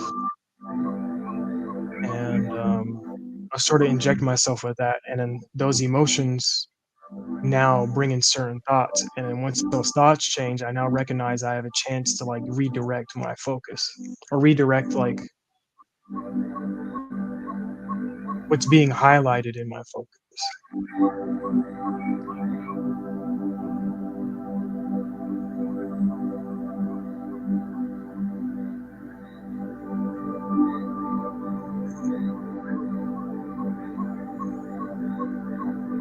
I think that the famous chart in power versus force, that scale of emotion, Yeah. why that works so well, like if especially for people just starting out who don't have any like let's just say they left the church or something. I think that scale rings true up and down because you receive so much higher quality thoughts with those positive emotions. You can't have them all the time everywhere. Like it takes gradual building, but to take inventory of what is already in your bag. And I'm working on and off with somebody. Um, my emotions are saying yeah, my mind is saying no. But as I'm working with them, they're like, one of their phrases is you would like when they're mad, they'll start explaining something, and they're breaking down their process more and more. But they'll get mad and then say, "You would think X," and it just reaffirms like the negative feelings they're already feeling. And I sit there and work with them. I'm like, you you as a person think that already. Now it's time to reflect on what spawns your thinking. Like what has to be there for you to think that already. But all in all, I think the most not the most important thing, but what these systems try to do, whether it's Kabbalah, whether it's Samkhya, in the West, there's the Orthodox map, the Catholic map, and the Muslim map, all influenced by Neoplatonism. Like all these things work to confine or classify certain things in their cause and effect nature. Like getting your map to be simple as possible, yet there's still enough for your mind to work with. Because too much might, some people don't need that much, and too little, well, some people might need more than that. and doing that to your own psyche. Um, yeah, that's pretty much it.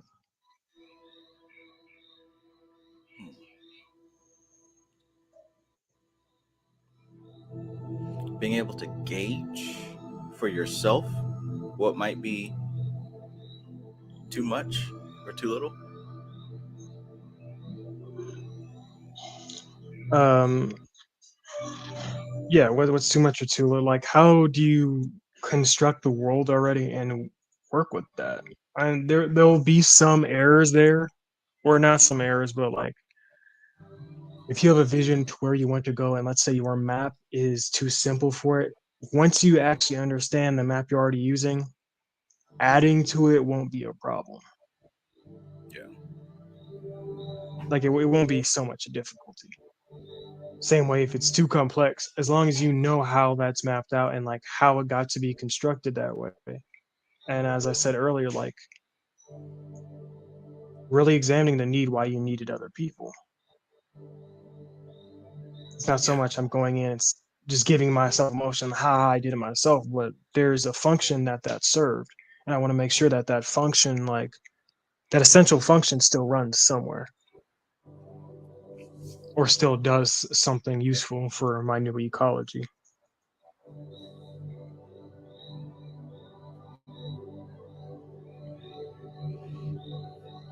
That story about Vimalananda, during his heart attack, I think that is also very key in demonstrating how such a framework can literally serve to save your life. As simple as it sounds. And again, like this stuff's not logical. It's all purely emotional. When we get down to this belief level, we get down to the Or level where I'd contend that logic is the content that we put in the belief equation. Whether but it's the emotion which makes it relevant or quote unquote real to us. We could say I'm healthy, wealthy, and wise, but until we have like a detailed emotional sequence of what, because you don't necessarily need the full 5 sense experience. It does help a whole fucking lot. I'm not gonna lie, but the very basic thing is the emotions you would like to feel. You'll at least get, you won't get as precise as with the 5 senses, but you'll at least get in that little field, that little range. You'll at least be in the context. Um, but yeah, it's all logical. It's not. Sometimes the logic is more efficient than others, and this is what like the early church fathers and stuff. You know, when they did councils, it wasn't to hide anything, it's to make a consistent narrative. Because you got, if you have one person saying, or one book saying one thing, another book saying another, but if you're supposed to believe it all, it's just not going to make any sense. And eventually that's going to affect your personal logic or your personal action. In the same way that your logic will have hiccups and inconsistencies, then your actions, then your efforts will have hiccups and inconsistencies. That's what I say. It's like there's no something I told Amar, like I've heard it, you know, they say in the West we don't learn to think abstractly, but I had to reflect like we want a right. A lot of our thinking is from wanting a right. Then I realized because he Amar had sent me a video where an astrologer broke down like squashing the beef between east to west and then the nakshatra system. They're all equally as valid within themselves, and they have their own self-contained, own sympathetic, own efficient logic, like within that system itself. Where we fuck up, one is like wanting a right way, Because at the end of the day, really, a right way is what religion was made for. But deeper than that, the people who have done the service of constructing these religions realize there is no right way, but how can we get this like as succinct as possible to where you're not saying one thing, feeling another thing, and doing another thing? Because that's split effort.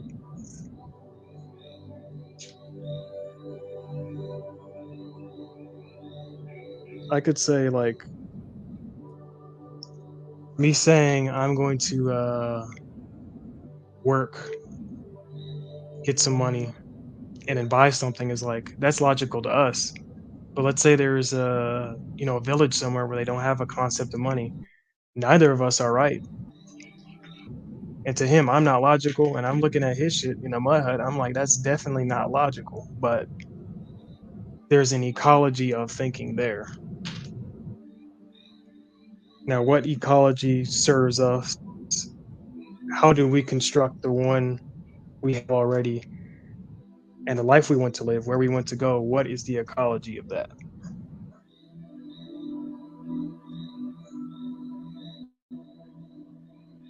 So we just examined, um, looking at the logical aspect of this formula, which you said could be seen as the content put into the equation. How would that compare with using the word rational instead of logical? Rational, I'd say, is using only 5 cents, like the conclusion drawn from 5 cents data plus what's already there for you to draw a conclusion. Um, as I gave the example of the person that says you would think X, like to them it's rational, but their process is quickly reacting off what's happening. Like another person came by and didn't drop off an item, and they go, well, they should X, Y, and Z. I'm like, that person could have went back to their car to get it, and sure enough, they just went back to their car to get it. So the rational is like what's presented plus the existing ecology. Like we perceived it as rationale, but there's, like I said, there's a process behind that.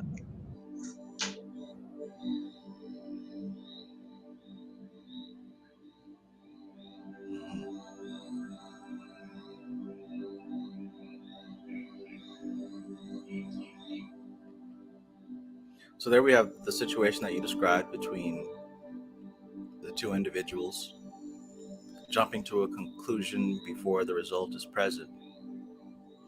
And the situations we're talking about tonight has a lot to do with that same conversation, except between self and self. Hmm. A conversation of reacting to the environment. Not even And self, like the the function of observation and a program that we allow to keep running. The conversation between our manas and in a specific chain of cheetah. Like we have so much more to work with. One thing that's been ringing true, as you've been saying, is like that bandwidth. I literally have like two fucking things on my mind. I could use an infinite amount of programs, but I got two programs using up all the damn bandwidth. But myself isn't like what I call the voice of my intuition, the voice of my instinct, is definitely not involved in that program at all. hmm, And even I could say like, okay, my Kara, my identity can be involved in it, sure. But again, the more I've outframed these emotions, now I know that these programs aren't essential to my identity either. At this point, I'm like, I'm shooing them the fuck out.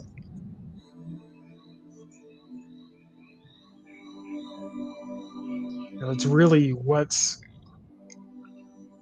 it's so little. It is so little that has us hampered in inefficiency. I don't even think it deserves like importance like that, even though it can fuck us up. Like it has great effects. It's like a child tipping over a glass. Like you may have to do some sweeping, but like it's just a toddler. Like it's not too crazy. But if you make the like,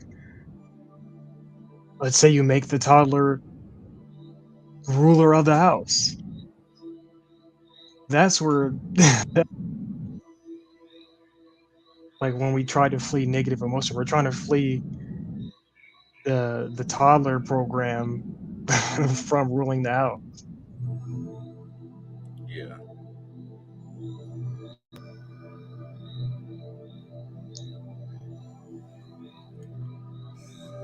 And that's where like the reframing is even though I have all the NLP, I have hella kick-ass entities I'm working with. The reframing is what is dethroning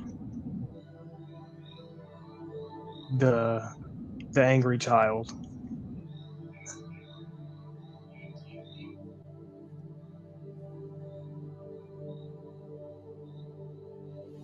We The say angry affirmations to child. ourselves too.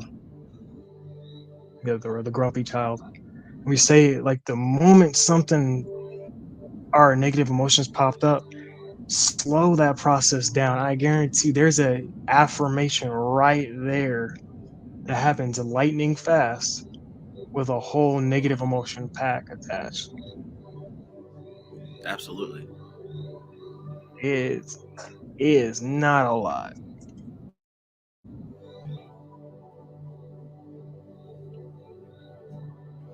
Right. Any shift of state, right? Anytime that we find ourselves going into another state as a reaction to something that happened in our environment, or that somebody pissed us off, or we start getting sad about something or anxious, right? Any shifting of the state, it's a reaction to some trigger. And just like you said, if we take the moment, even though it's extremely difficult, right? It's not easy without practice. But if you do wrangle your awareness to be able to analyze that trigger that caused you to react, there's an affirmation there. There's something that you're telling yourself. There's some story or some part of your story that you're repeating that causes you to go deeper into that next state. Right? Don't we cuss under our breath? Don't we grumble something or yell or shout or something? That's the part there. Like we can even before. I think the more subtler thing is like what we say along with the cuss word.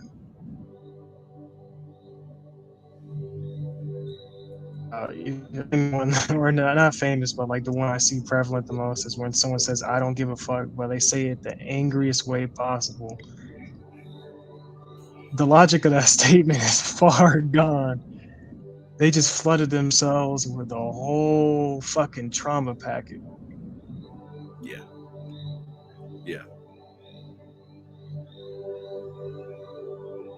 But that's like the importance. Like I was doing working my way back to the inner light activation system, but I got kind of snapped back once I started doing the etheric catalysis again. I got snapped back. Like go back to Kaiasterium, sit there, and now I'm finding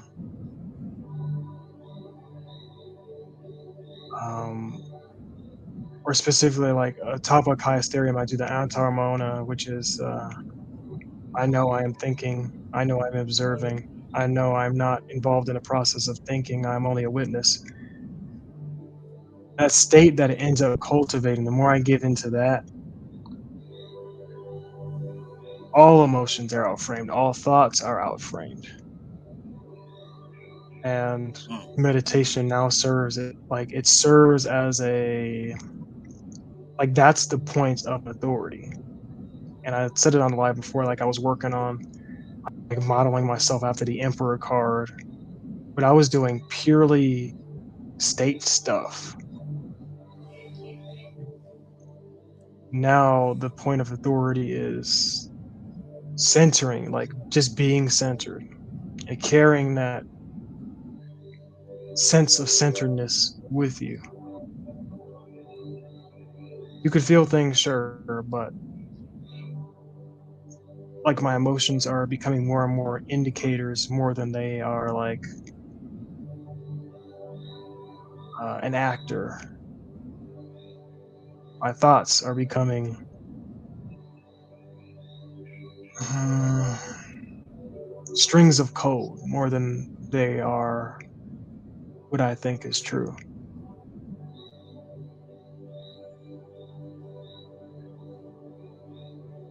But it's from that under that point that you're really able to um, not only maintain your frame, but as I've been working with some very potent energies and looking at right now, my studies have landed on Julius Caesar, and one thing that in all his battles, it seemed like he was going to die, but he had the objective in mind, which was winning.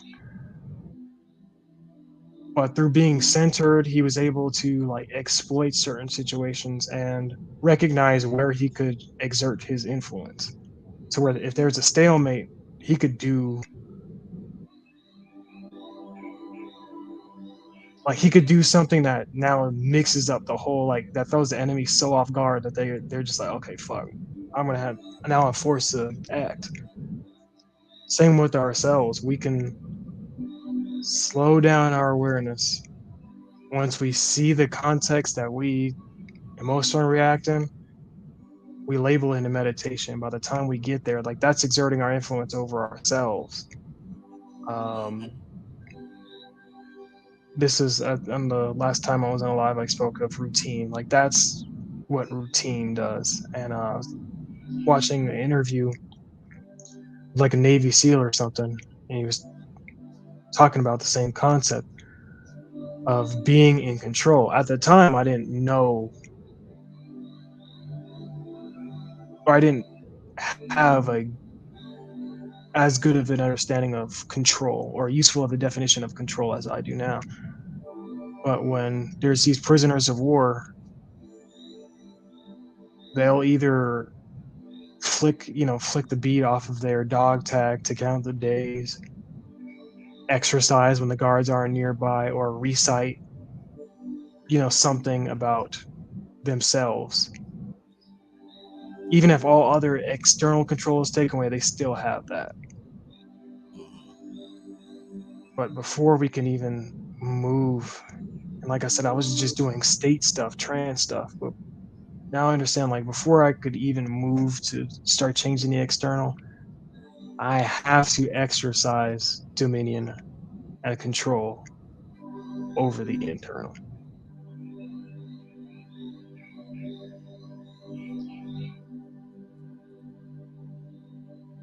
Professor X in his chair is a good illustration for that. Yeah, I'm thinking about that metaphor.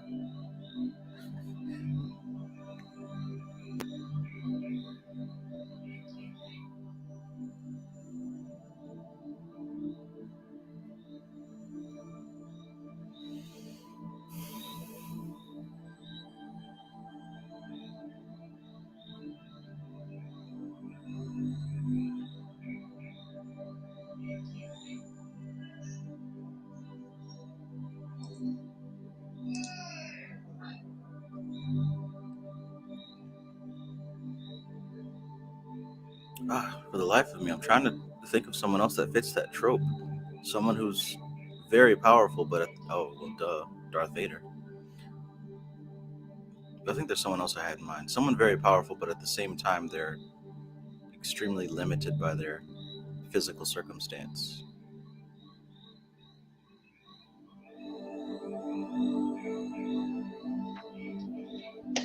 Erickson? Jump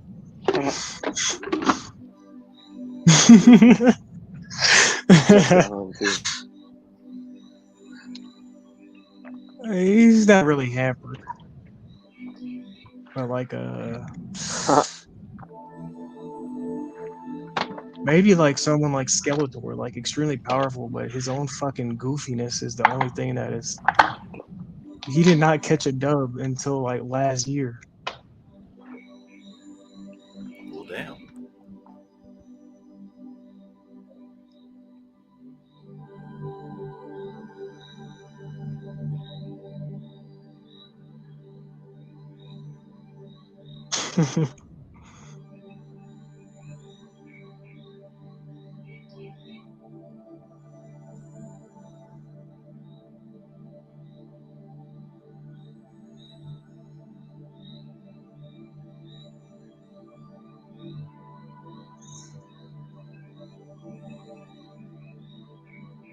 Oh shit! A good example now is like the new Broly. Hmm. He's not like the blind angry person now. Now he actually, has some semblance of a personality, but he get carried away quite quickly. And like in the most recent movie where he got manipulated twice into fighting Goku and Vegeta, when if he just had like a little bit more mindfulness, he would have saw like, okay, something's not up here. Something's not right here. Shit, and Vegeta finally beat Goku, and what was he doing? His mindfulness meditations. Mm-hmm.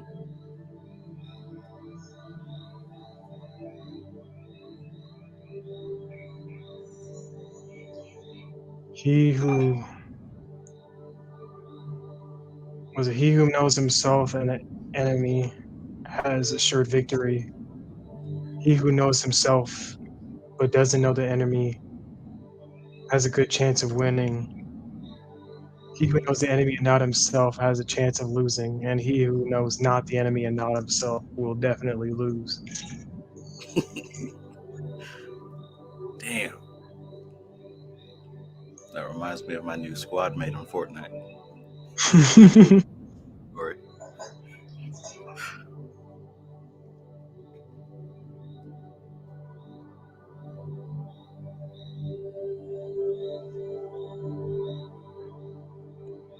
hey, bro, you probably don't want to challenge them, seeing how they're moving and hitting accurate shots. Nah, man, it's just a weapon. We got the same weapons, same skill. That's not how it works. Y'all compete So, with- I don't know what. I think it was like a little quiz for a game that's coming out or something. But the premise rung true to synchronicity for me, and so I was like, okay, let me just do this. It was a little quiz on Instagram, and it was like,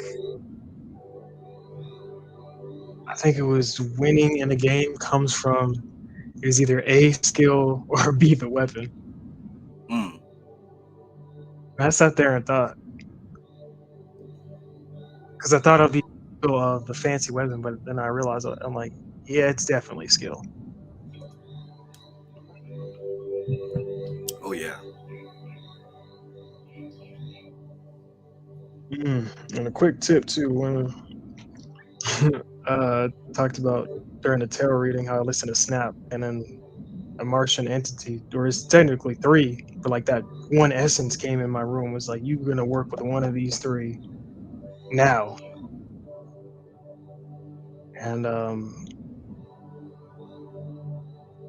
it's one thing I discovered is installing a point of centeredness, like cultivating that emotion of centeredness that I talk about, and anchoring the utter fuck out of that, to where when a random situation does pop off and seems to overwhelm your senses, you're able to come to a focus point and able now, like your mind is quickly able to concoct some wiggle room. And once you get that wiggle room, you could adapt to the situation. And once you adapt to the situation, now you can further exercise your influence over it.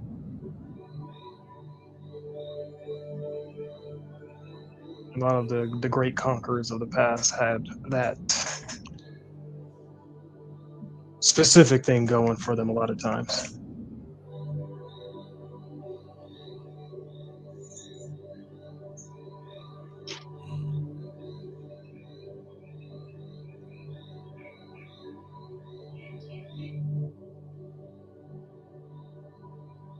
It's too, like, as I'm watching these videos, before they start talking about what the person did, I'm kind of inserting myself in the situation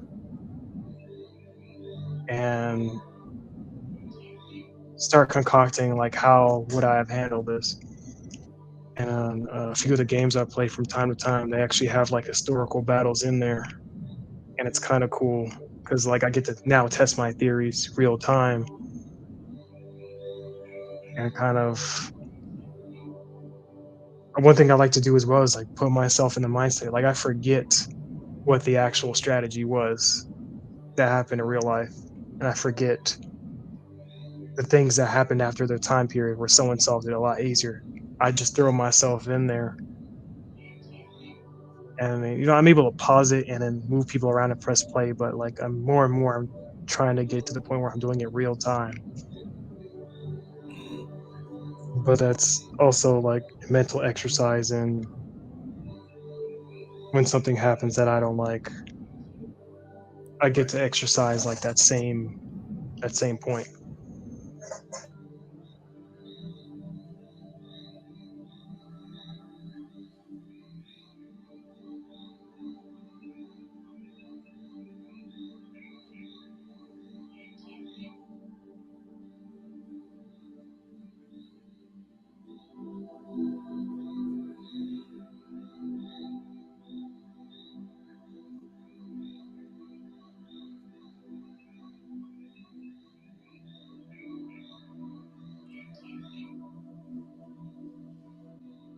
Lamar.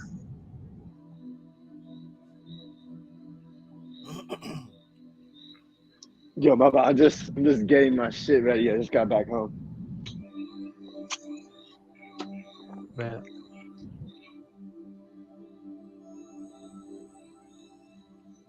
Um, well, as he's doing that, another tip I have is finding out in Vedic astrology. There's two planets. One called one is your Ishtatevata, but there's this one guy who is like a bald dude who has a video of like how to calculate it yourself.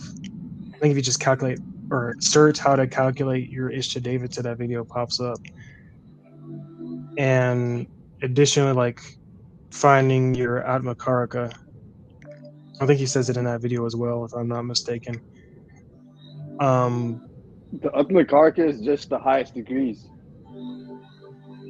right. Yeah. And working with those planetary intelligences, like actually working with entities of that, of that planet, of that intelligence, will sort of highlight your strengths and show you where you could use your strengths in areas that you may have, but show where you could use your strengths in areas that you may not have thought them to be applicable.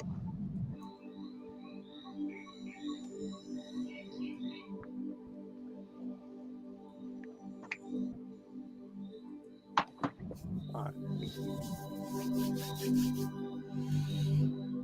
Okay. Yeah. So what's your Because okay, in sidereal, mine's Saturn, and then in tropical, it's the sun.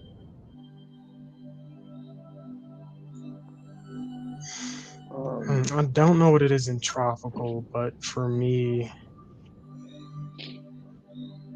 it's in sidereal, it's Mars. Oh hell yeah. So I've just been like, I was real hesitant for some odd reason for a long time, but especially now in this season,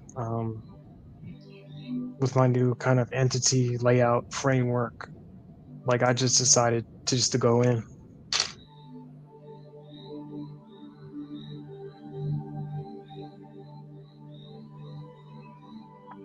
As far as like working with Mars and that energy.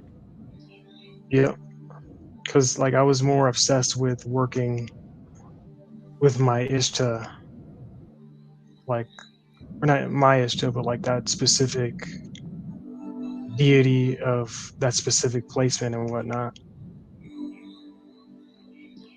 And I,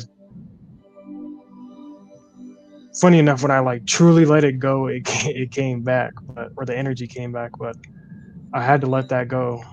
Now that okay, I'm gonna give myself this Martian energy because I was afraid of conflict, and there's Yeah. still aspects of me that are afraid of conflict. Mhm. But now, oh, okay, like let me place my trust in this thing. I redesigned my entity process to where like the quote unquote lower level ones are now addressing what I have concerns over, but the higher energy is currently of Martian proportion. But like I'm probably gonna keep that mentality going forward.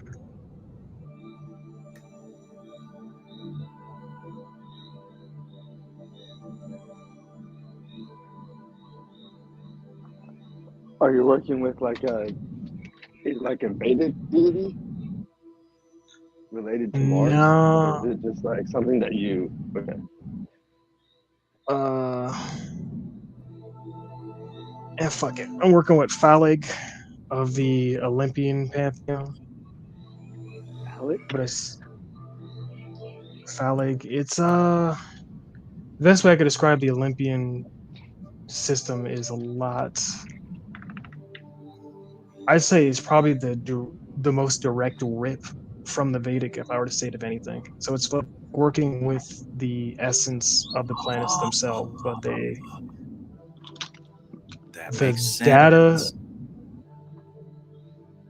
I've found is like whereas archangels are more like archangels are more like an enveloping type of thing to where like you'll just get a realization that changes a huge portion of your life, and you know if you keep that going forward, then kudos. um when I was trying to be edgy, I was working with the fallen angels, to which their advice is more like whispers, and you have to make it an active effort more than the archangels to like actually apply it. And the planetary intelligence are more like best I could describe it is I haven't even watched the full movie. The computer from 2001: A Space Odyssey. Hmm. It's working with the Olympian spirits is like it's like you get a lot of direct data, a lot of clear, direct, speakable things. Now, on that point, let me ask you this. Would you say that the difference in communication, one being akin to whispers here and there, the other being akin to info dump, would you say that the determining factor is the type of spirit you're working with or your stage of development? Ooh. Honestly, I'd say the type because I had just finished before I moved on from Phallic. I had just finished with Gabriel, and that wasn't very quote unquote intelligent. But there there was a lot of epiphanies given, devoid of words, to which I can now draw inference. Like that data was my own from inferring off the changes that came. And then, like I said, this one is just a pure info dump. I'd have to agree with you.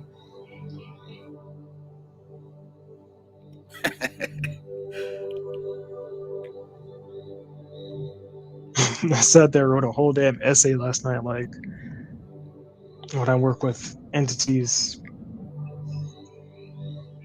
Because the Italian I remember had like a lot. I'm not sure if I was working with Pisces or Gemini for his correspondence, but it was giving me a lot of data. Other spirits, like it's a few things throughout the day, but it'll be some core important themes. And then last night I just sat down to write, and then I didn't realize how much I wrote because when I channel, I have my handwriting changes, and once I noticed that the handwriting had changed, like I wrote a whole fucking dissertation before I even realized what was going on.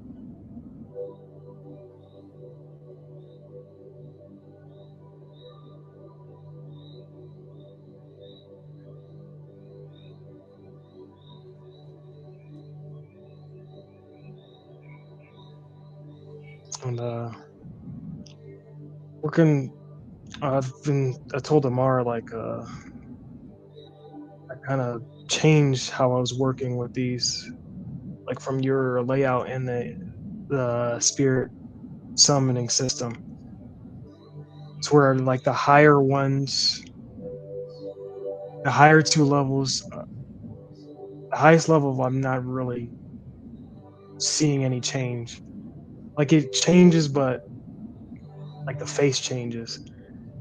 Archetype level gradually changes, and the levels down like change. Like the further down they go, the more frequently they change. And then I'm sort of changing it like the Archangel slash Olympian like once per week, and then the goetic ones I'm switching out like in a couple like 2 or 3 days, 3 or 4 days. But it's at first it was a lot, but um I also told that because I do work with the names of Allah, but I was working with like three chief ones and hammering them. And in the same way, like different spirits yield information, or different types of spirits yield information. I think different types of mantras, and I had a video recorded actually of that, but like different types of mantras actually work differently. To where the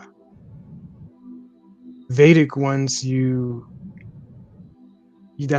are the ones you hammer home. But I found with the names of Allah, like they are the set of three that I was using changed. And once I changed them, like all the appropriate entities like kind of jumped out. And so that one's like more, it's like a expanding and contracting circle that's also spinning. Like it's not meant for you to be fixed. It's supposed to keep flowing.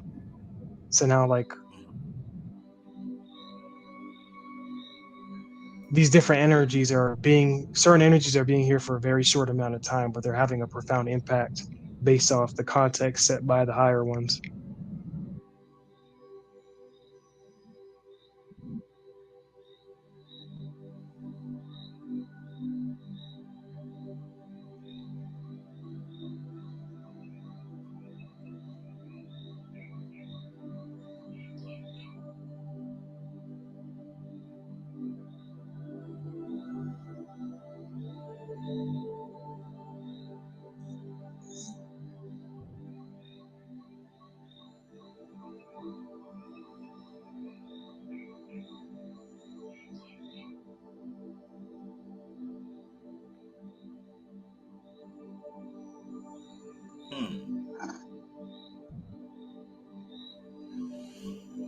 IDK DKDF says it would seem backwards getting into all the types of entities without first understanding the thing that's contacting the entities.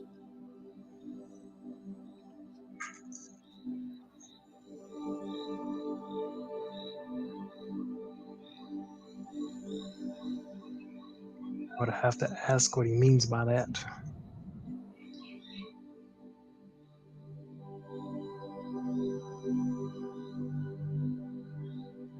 And also too, before this was kind of going down, one thing that was highlighted for me is the personal like energy system, whatever you're using, whether you're using chakras or some tree of life meditation, whatever, like having those on point saves you so fucking much. And reflecting on one of my theories of how like humanity kind of sunk after a certain point, not being able to access the higher,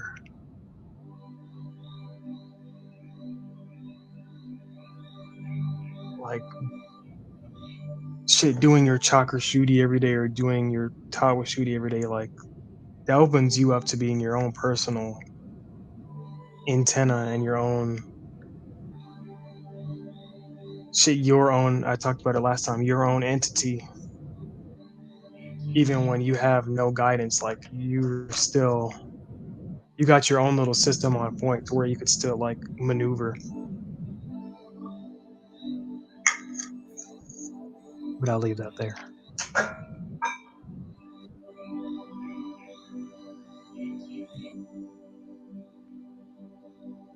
I don't know. I don't know what DF means. Like basically, like understanding or getting the grasp of like what is it that you call yourself and what is you. Because he said something about the self up in the chat, but I definitely think he's talking about that. Oh. Which is definitely always a pertinent question.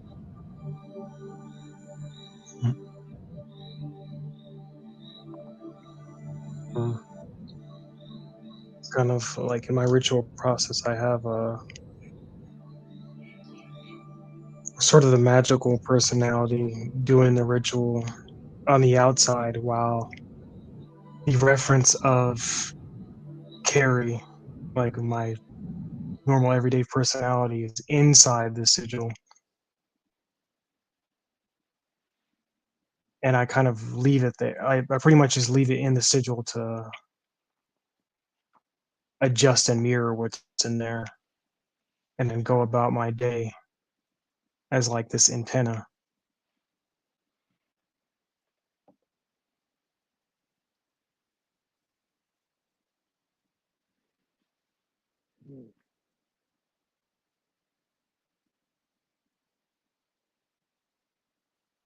You're the antenna for the sigil. Is that what you're saying? Yeah, so we're like Carrie is in there in that meta state, like my the sort of blank canvas entity in my body is receiving that information.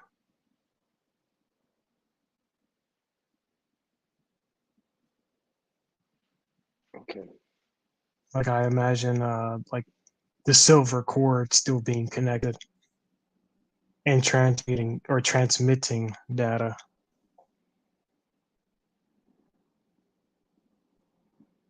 Okay, yeah, I see what you're saying.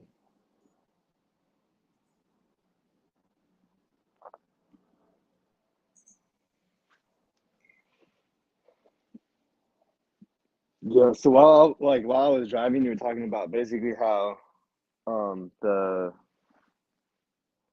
I mean I guess you could call it the shadow work or the part of the technique you've been doing, and it makes more sense after you said that about the Atmakarika being Mars and you like working with that entity and like diving into it. Like it would Mm-hmm. make sense of how you were talking about it. Like you're talking about like conquering, like showing like you're the authority, like all that from that angle. That makes sense. Yeah.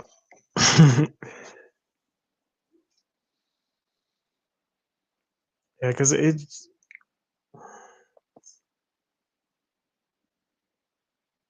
it snaps to. I would have to see how other people, like how it affects other people, and like notice their submodalities and notice their meta programs.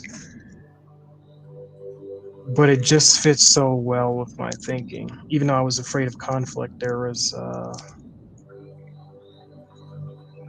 there's this program that I run a lot of times that is like briskly utilitarian. Like there's not really any room for wonder where like certain people could be like, oh, that's mystical, others cannot care. I would see it as purely like functional, like Spock almost. But that's that's what the Mars energy does in the sense like when it's analyzing what's going on in battle, the Martian energy is not concerned for the feelings of the thing, nor the like if there's sentimentality involved, then it's how to use the sentimentality as a weapon. And like growing up, I never understood. I didn't even understand rapport until this recent work. Like I didn't understand the like what's the use of being friendly with people? What's the use of interacting with people? And even when I got rid of trauma, I'm just like, what the hell is this here for? But now, like through the Martian lens, it, it sort of revealed like once you take control, lead a situation, here's how people can be used to further your goal, whether they're with you or against you, or not involved at all. And now, because of that, I'm more interested in rapport. Yeah, because Mars is receptive. Okay, because like basically astrologically speaking, when you look at what Mhm. Mars rules, like Aries, Scorpio, but exalted in Capricorn, and Capricorn being like feminine Earth. So like Mars does have a receiving quality, but it's in like how you said, it uses that receiving to like further its goal. Mm-hmm.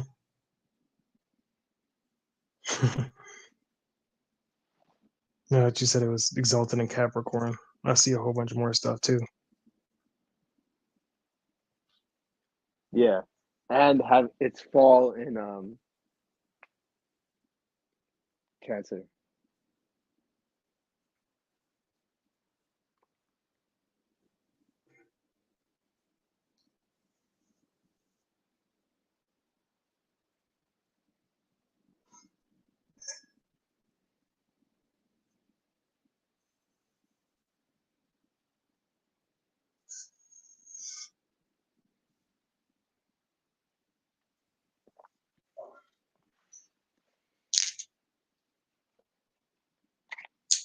But yeah, it's funny because the shadow work that I've been doing is like I wouldn't say opposite, but I've been not commanding. Basically, like I've just been sitting with whatever emotions are present. Mm-hmm. Because I think before, I mean, this is like directly to do with the shit that I'm doing in like the guild with Arius and shit. But it's basically like I think before I came at it from a like this is what we're gonna do type of way, and not taking those parts of myself into consideration or like what they wanted. And so right now I've just been like sitting with uh emotion, and when I say emotion, it's like parts of myself that are linked with those emotions.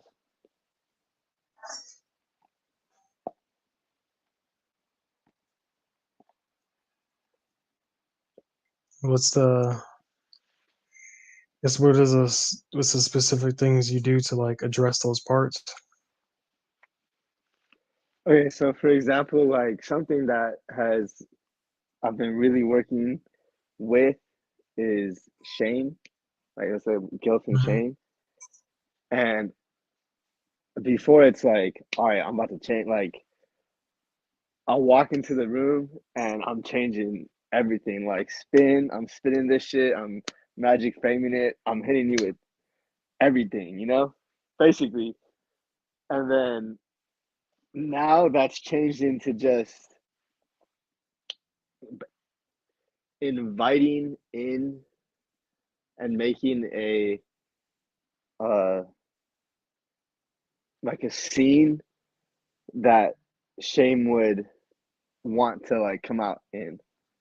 I got that from Aries. Basically, it's like he didn't. Basically, it's like throwing whatever emotion, like anger, like in my case, shame. It's like throwing like a shame party, as in like just like go into that emotion so much that all those parts of myself that were hiding, like come out. Because from that other perspective, it's like there was shit that I wouldn't have been able to uh, access because of me already being in my own way. Hmm.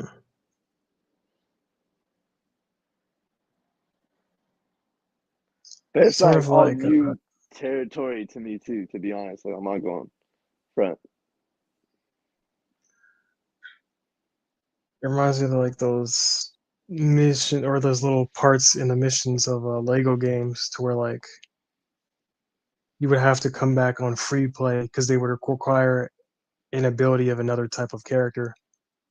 Like if it was a high ledge, then you needed a character that could double jump. So you have to beat the level first and then go back. Oh shit.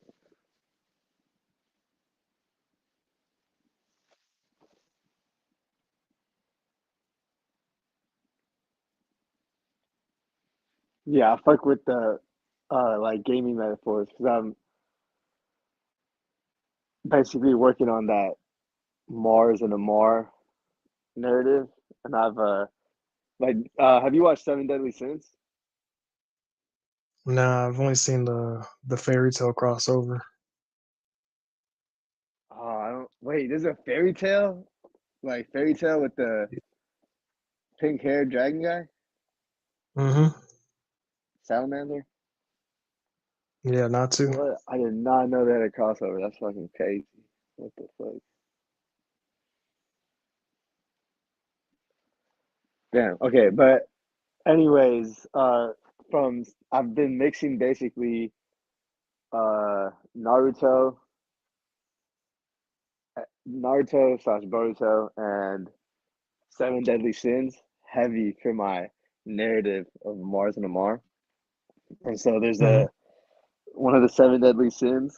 The one with the pink hair, envy. No, is it envy or lust? I think it might be lust.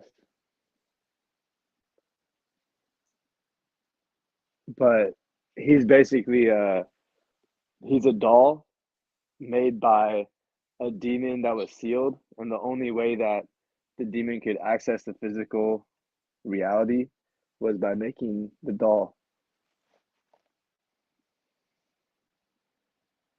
And so basically that with the crossover of uh Momoshiki and Boruto with the Karma Seal. Mm-hmm. So I'm Damn, doing yeah. it reminds me of I had I never pursued it, but like when I first found out about Boruto, and then like that was around when we just started getting to the Vedic information. I was like, I'm gonna download the karma of another entity. Bro, it's it's one thing like in the beginning when I was just like playing around with it, and I use that word like playing around with it. But now it's like it's not even a game. Like I leaned into it where it's like I can't. It's like this is the narrative of that of how like what role Omar plays.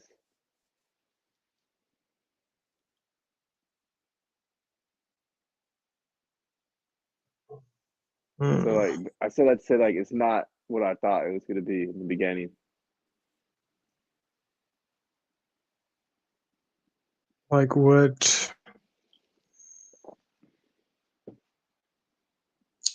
would you say is the difference now versus then?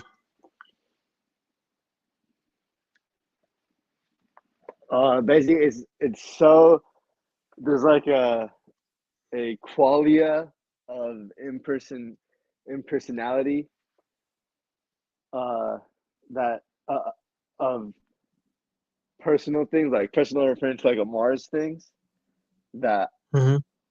I would have a like sort of attachment to.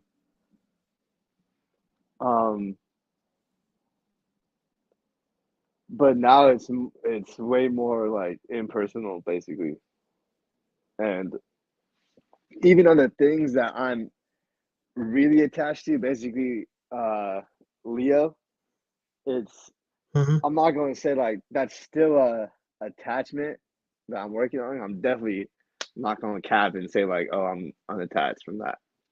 But I can still like work with it, work on it.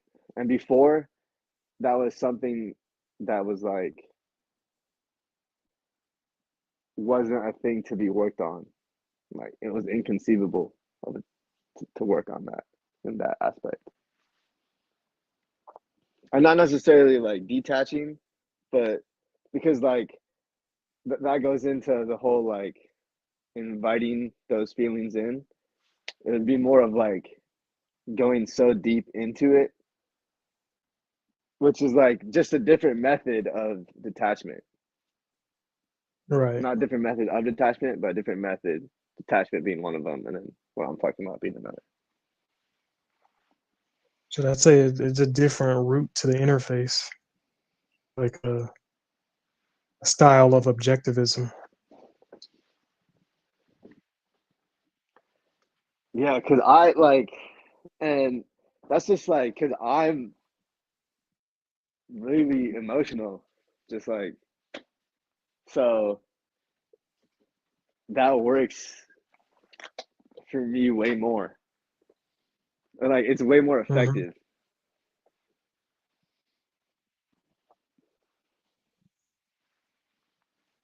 Yeah, it's like working with, I don't want to say what you already have, but like it's working, just not in the way that you normally pictured it as benefiting you.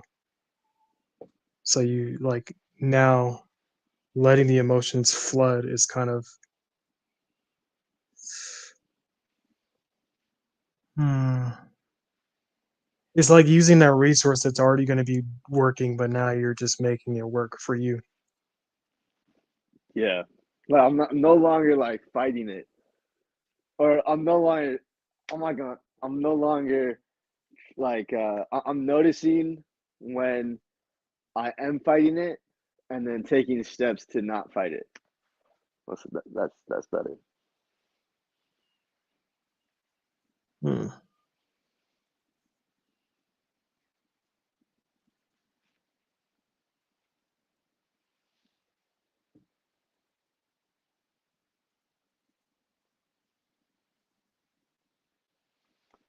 And this is coming from working with uh like my genius being like in the narrative being Mars, and so still like holy like that's why I think this is like really interesting. I still feel like it's just too like I still think it's Mars like as an energy, but like two different um styles, like kind of like Yeah, Aries versus Scorpio type of thing. yeah, I was about to say that. Yeah, Not versus, but yeah. or like the two, the Eastern General and the Western General. Yeah.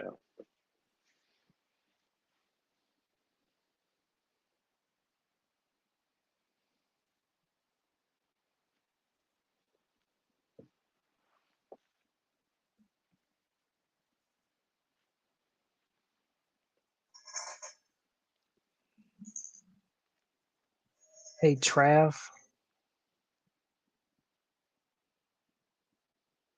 Why did you look around? Yeah, I thought that was someone else too. To me, I thought someone else was in the chat. I was like, "Oh shit, is this someone else here?" What's good? I was gonna ask, what are some of your personal methods for the chat of objectivizing your situation or detaching from your situation to achieve a point of control?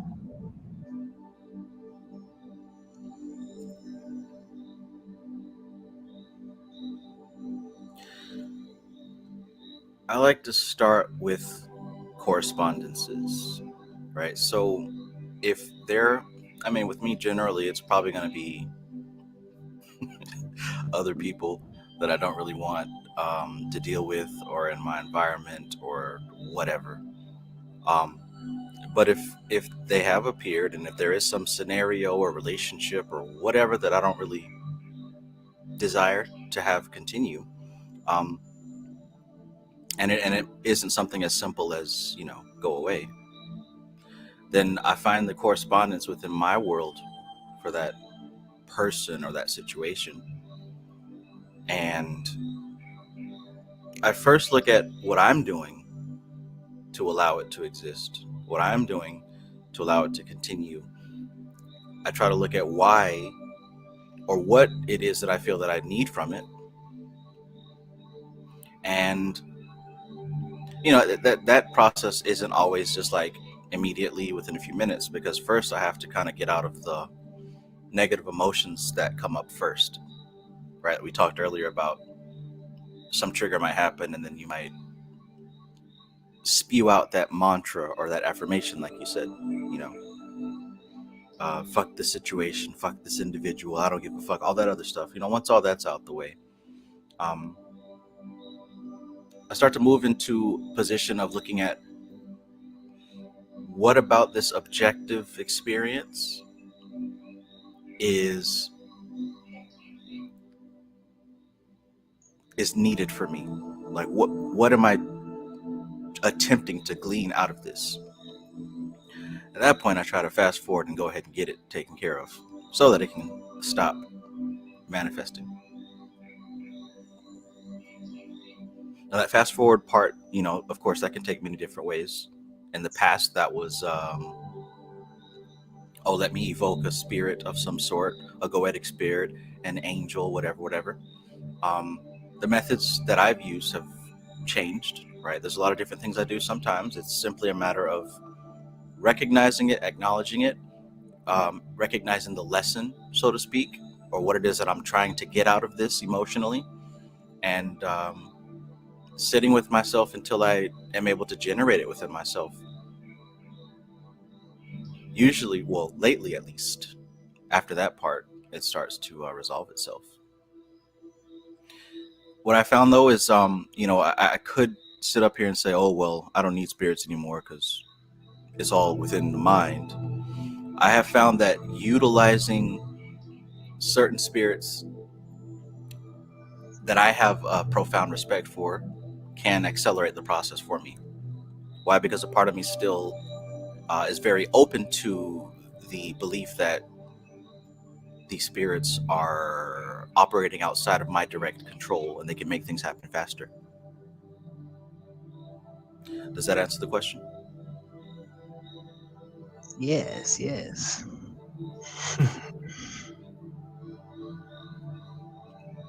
It's funny, I get like especially like leaning back into my meditation practices. Um, One thing that would happen is my visual imagination would like creates an archetype for something. So if someone's just describing a feeling, then I would get like this image of my head of some crazy creature reflecting that feeling.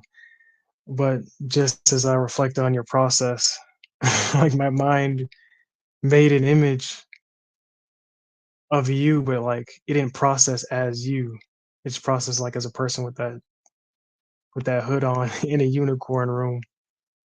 And then as I'm blank staring at my screen, it kind of overlaid over it.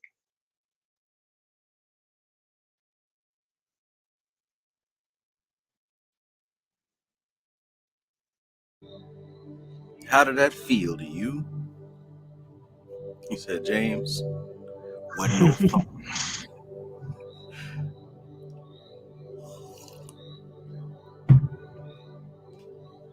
IDK says, what aspect of you is controlling anything?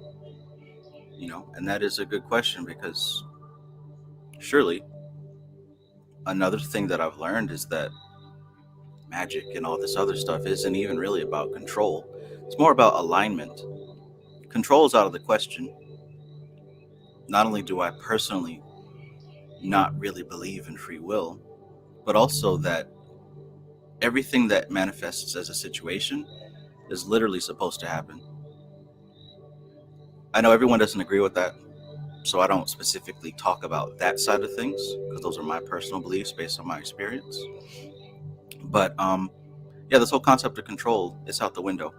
But But it's that just because people get their feelings hurt because like they don't want to accept certain shit. Like, fuck. yeah, I get it. You know, there's a lot of things that I don't necessarily talk about too much because of that. There's still a lot of sensitivity, even if someone claims to not be. And it wouldn't necessarily be useful and appropriate for me to dwell on those subjects. But yeah, just because I believe that that doesn't equate to me not doing anything about a situation that requires attention. Because if I'm feeling a discomfort or a displeasure or something about a situation, there is karma to be worked out for me. So that's a signal to me to begin my process of working out that karma. I've moved from in the past believing that situations will work themselves out, because I don't that hasn't panned out in my experience.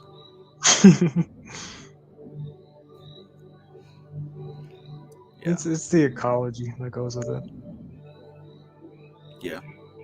At a time where that did work, and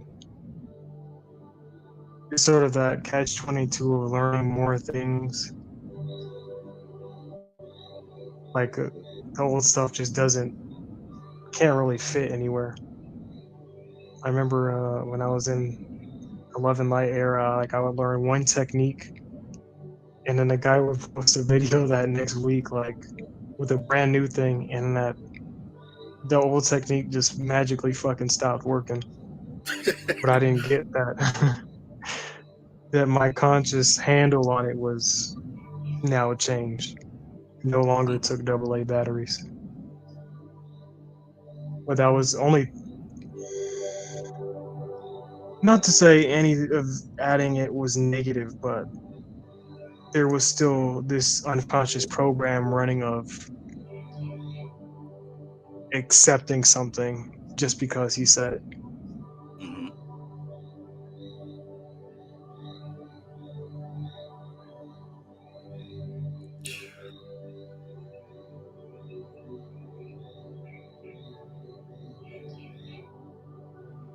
Yeah, that voice of authority. Mm-hmm.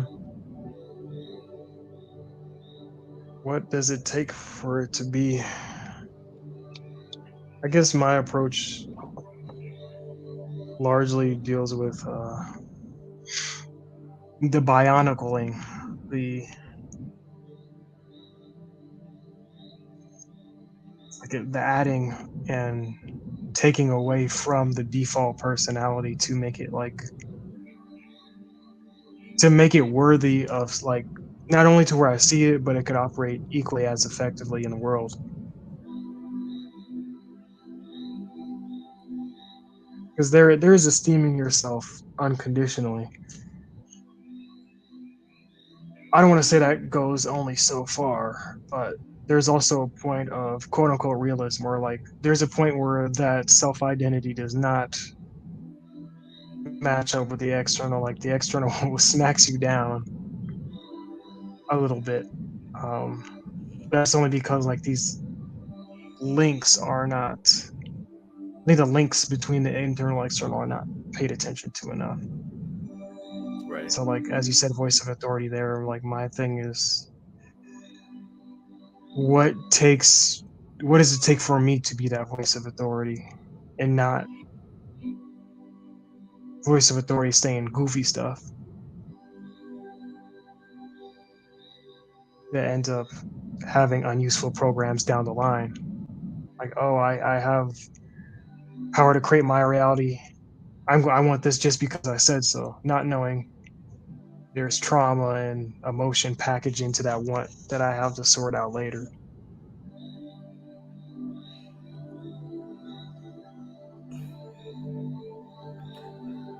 So there's also understanding what you're prepared to handle and manage, right? Like as soon as we hear this concept, I am God and I control my reality, we want to immediately jump to that captain's chair, not considering that we've never driven any kind of ship or boat or managed any kind of business or anything like that, right? So I think that Mm-hmm. just because like on one, there's these different concepts, right? I am God and I control everything, I'm the captain of my ship, right? That's one concept. There's another concept that says in order to excel at any given field and be the best, you got to have experience or model after someone else who has experience. So that's going to be a process of learning. That's why what I mentioned earlier, even though I can say, oh, it's all the mind, I don't work with any spirits, there are still deities that I work in because I have given them that voice of authority. Because I recognize, yeah, there's still some aspects of reality that I have no idea about whatsoever and probably won't know in this lifetime. So I still leave a good portion of my in my ecology, we'll say, for the unknown and for forces, entities, intelligences that are outside of my grasp. I allow for that because it's useful and appropriate for me. The when not, I wouldn't say that. There's a line in the Tao. I guess what the whole Tao Te Ching is about really is submission to an unknown force. And I think that's like, I don't want to say an essential point of every framework, but at least historically, rulers and whatnot left, no matter how fantastic their deeds, left that room for the unknown involved.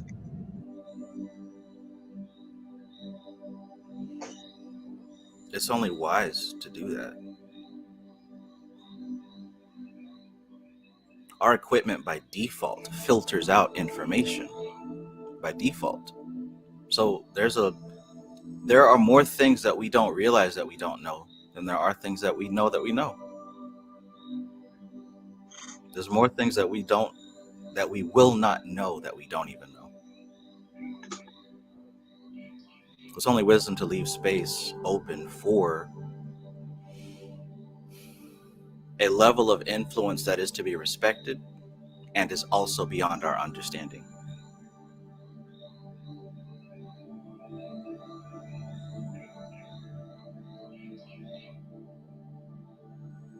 And it can be a lot of fun. I have a close friend, unfortunately, who has gotten to the point where they've learned so much about spirituality and how manifestation works and spirits and all this other stuff that they've become jaded, right? Like it's just not even fun. It's like, why am I? It almost seems as if they feel that they've woken up and, cipher from the Matrix. Now that I know, it seems to be worse now. And I think that comes, at least in this particular person's case, I think that comes from really removing that sense of wonder and also believing that this person understands everything about everything. It's like that's was the missing piece of my not center state, but sort of like recalibrating healing state is, and I used to have it a lot, but it was the feeling of awe. Yeah. As I approached, the once we got like to the Vedic stuff and whatnot, Prakriti's just an illusion, but there was like, if it wasn't a disdain, it was there's still this mechanical view of it. Hmm. But as I started filtering through these resources, like, damn, what the fuck was I doing every day? One of them was experiencing the state of wonder and awe, and no matter, even if a situation was negative, I would just like, I would be smiling that that situation existed in the first place.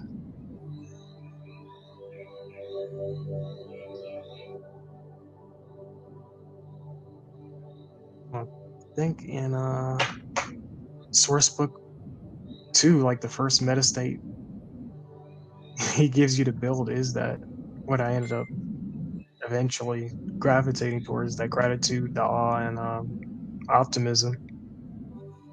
Yeah. Added a few little things to it, but the core of it is still the same. Just because you know about astrology and all this other stuff, like, that shouldn't take away the fun, right? That should make it cold and dry. I mean, hell, dare I say, if that's the point you arrive at, you're probably already like that in some degree. We can only be what we are, right? What do we agree that we are? Well, I feel like people like that, they have to give themselves that illusion of knowing it's like a bubble, like a protective bubble. So yeah, I mean, I think in that case it depend on like the relationship with that person. Like if they if they want that bubble, they probably don't want it to be popped, but like if they would be okay with it being popped after the fact. I would After, say like oh, go ahead, Trump. so after what fact? Oh, so like let's say that you pop the bubble and like at first they fucking hated it, but after um they realized that they needed that to be popped for them to feel that awe again. Mm, gotcha. I don't know, because like if I um basically the last time I got into that state, I took like 4 grams of shrooms and I was like, all right, I'm sorry. I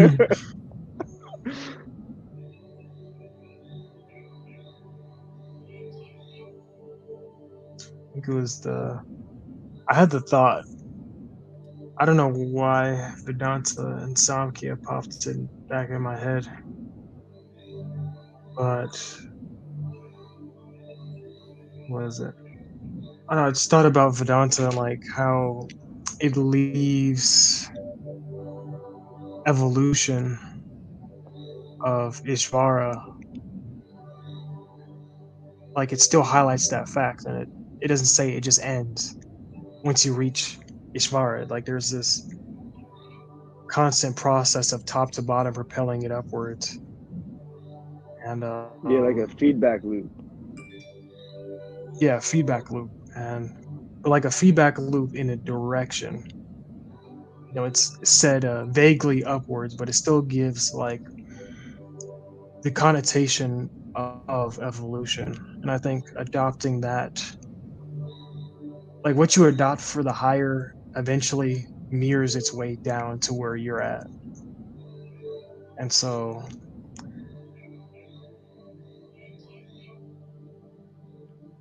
like your experience, you've unknowingly frame your experience like that, where it's not so much a bubble built up of, yeah, I have spirituality. Now the walls that you build, you understand that they will inevitably be switched out, but they will be switched out with something better, and then after that something better, and after that something better. Yeah. And the thing about walls, it's like it's okay to have walls. It's just don't forget to build some doors and windows with that. Hmm. And they don't always have to be physical, because after a certain point in time, forts became useless. So we started to Yeah. devise other things: psychological walls, Mm. fire walls, Mm. mental mimetic walls. Paul Wall.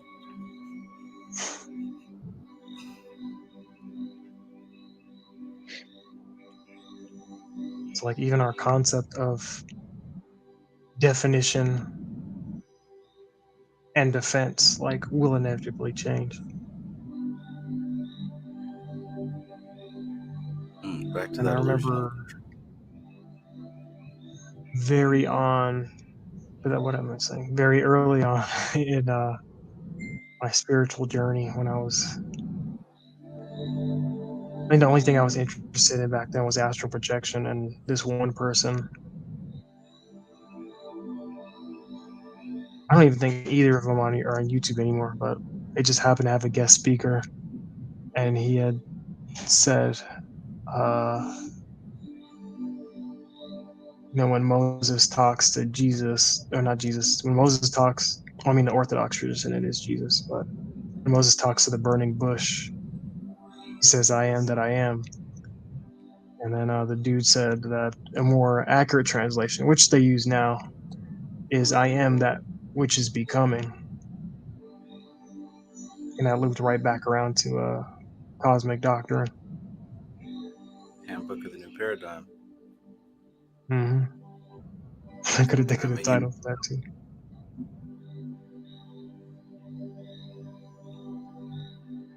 interesting.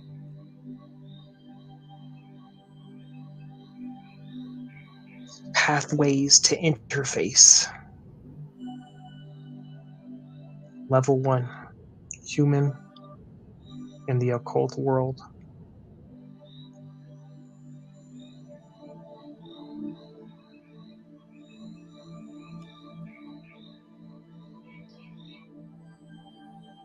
Ecology.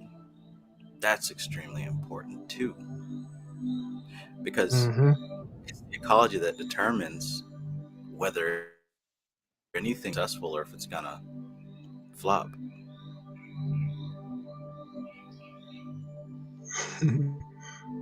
Yeah, I remember the first is maybe like 5 years ago, 4 or 5 years ago, when I first the ecology, I was like, nah, that's not important. We gotta skip that. And ooh, that shit, I'll skip that. not good. It's good. Yeah, and there's no way to skip it, right? You have to start where you are, and you have to gradually prune it like a little bush that you're trying to shape into the form of a hot dog or something like that. You have to slowly prune it and shape it and direct it until eventually it becomes a system to where no matter what triggers or external experience you're having, the data is transformed into something useful and appropriate every time. Uh-oh. Trying to expose my secrets. That's one of the major goals. Talk about the stone. We got this barrier between the outside world and the inside world. how does that barrier delete, distort, generalize the data that we've all accumulated and learned, and the beliefs that we have, and this means that and this means that? Okay, so all that information is getting stored into your database, but is it all useful and appropriate? Now some of us have installed this no diddy response to certain triggers. Is that a useful part of our ecology? I mean, I guess it depends on the Wait, individual. what does that mean? No Like diddy. I understand, like I guess I understand the situation that happened, but I don't know. I don't understand like. Well, it is either a new verbal reframe for no homo, or a new verbal reframe Oh for shit, no wild homo. that's Wild. hilarious. There's categories. Oh, No wild homo. that's hilarious. Okay. And even bigger, I think a silent point that I was trying to make is the fact that notice how our ecology is adapted and changed, right? Notice what changes it. I didn't ask for that to be a part of my world, yet now it is. Okay, I think something pertinent that came out. Okay, let's say that 3,000 years in the future, like someone gets a transcript of the past 30 seconds, right? And they found like the no diddy, and they took that literally, and they didn't understand the like cultural significance of what no diddy, what that was referring to. I think like that lost in time, like translation, happens a lot with spirituality and like Sanskrit, and like when we're talking about like the studying like Eastern philosophies, like I think that shit happens a lot, and like we don't know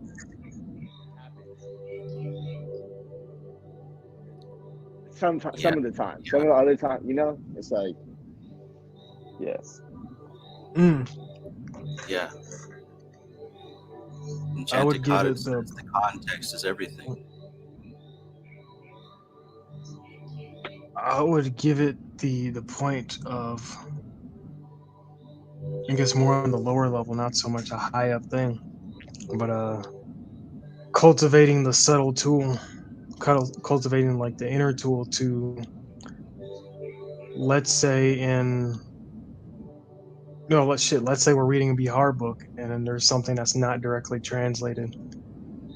We could go back to basics, hit Chiasterium and Tritaka on the side of the book where the red dot was, or on the cover. And once we're back conscious again, we have that inclination of what that thing meant, or a better and broader yeah. perspective. I've been asking a question yesterday a lot, and I'm probably going to continue. What's the story? What do you have to believe about yourself in order for that to work? Which is another way of Hmm. me saying, what kind of ecology does that technique exist in where it yields results? Mm. So, what's the ecology of your world?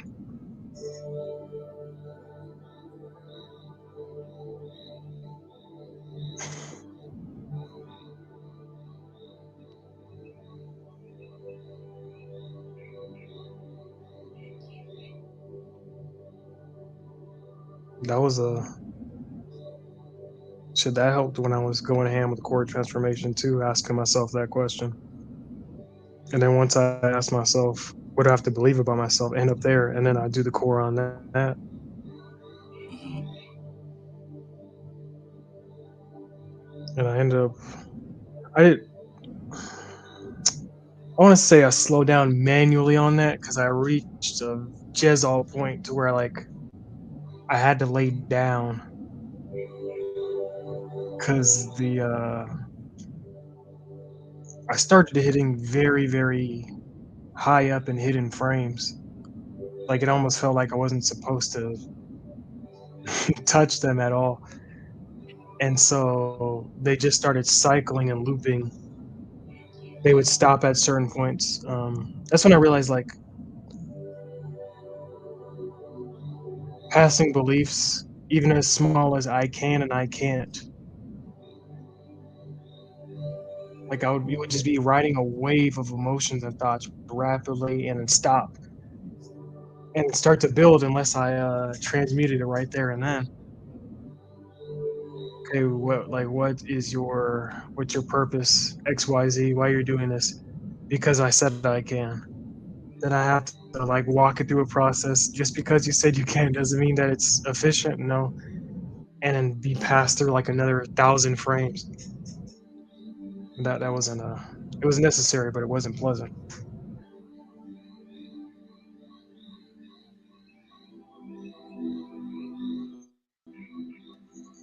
Talk about a jizzled state.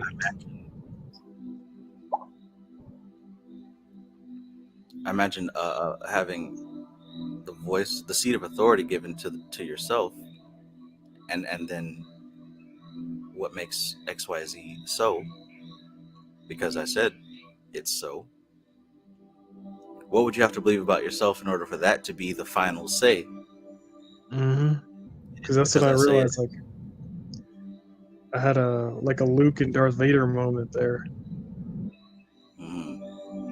An effort to take control for the ghosting of the machine of my parents. I supplemented myself, but like with their reasoning, to where on the surface I said I'm better, but in the sewer system in the underworld, shit, I was now the villain. And not in the cool, dark, spooky melanin way, like that I was actually hampering myself in the same exact way and not noticing what had happened, what I had become.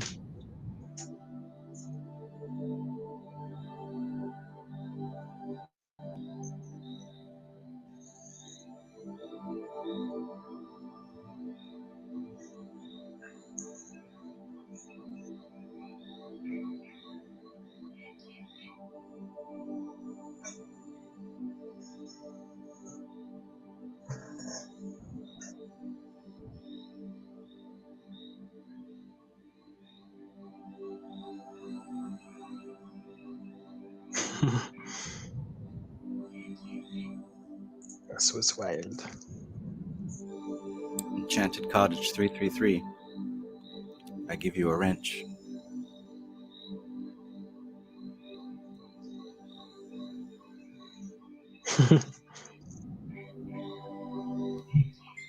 I now dub thee as Enchanted Cottage 333.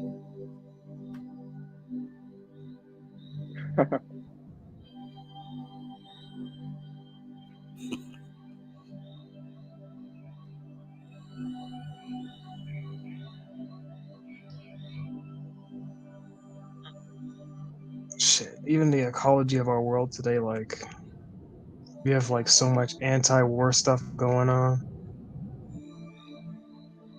But shit, like people used to die by the fucking hundreds of thousands. Like back when that was a good portion of the population. Yeah.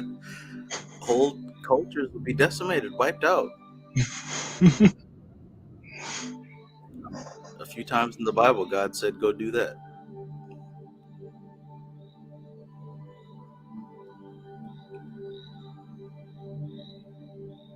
They're like, even though before I could have said it, but like now I see that, like how it is Gebera on the lower plane.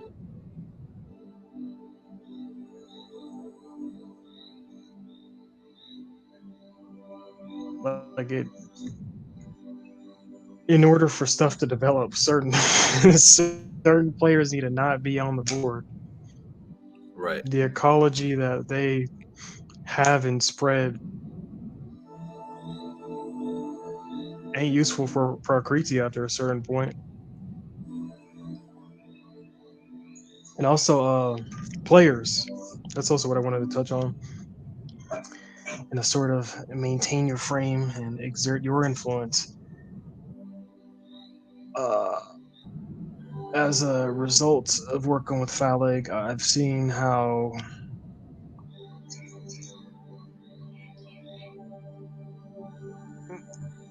there will always be like a pyramid structure of power.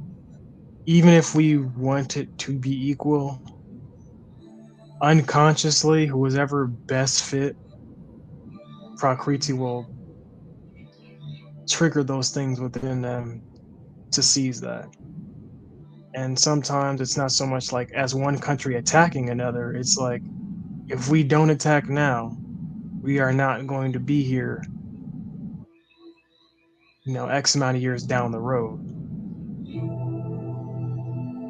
Now that provides a better frame for like kill or be killed because we hear it all the time and just put ourselves in a fight or flight type of thing where if we can't kill, then we're the ones being killed. But now the frame is like if you're competing, I say this.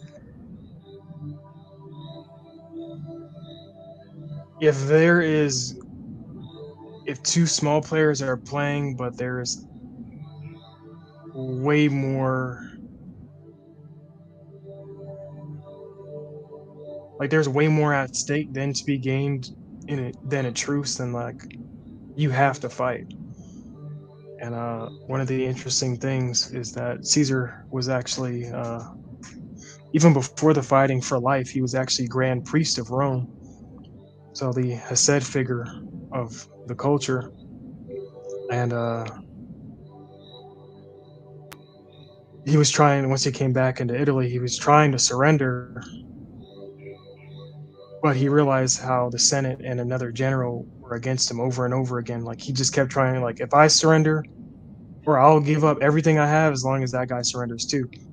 But that guy wasn't backing down, and the only thing that would happen is that guy would eventually gain more power. So the famous crossing of the Rubicon, where he says the die has been cast, he realizes like the only way out is for that other side to be the other side to be demolished. And even along the campaign, he kept trying to surrender. Like, I'll stop right now. You just got to give up too. And that guy wouldn't do it. So was he at that point? He just had to chop all of their heads off.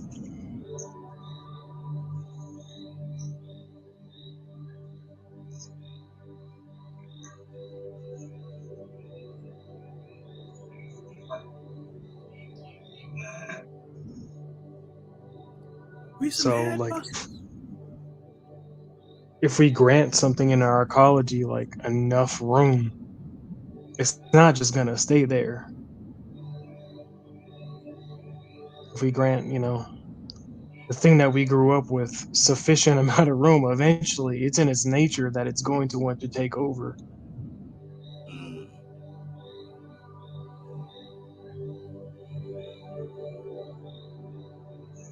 And notice that wasn't an external war, that was an internal war.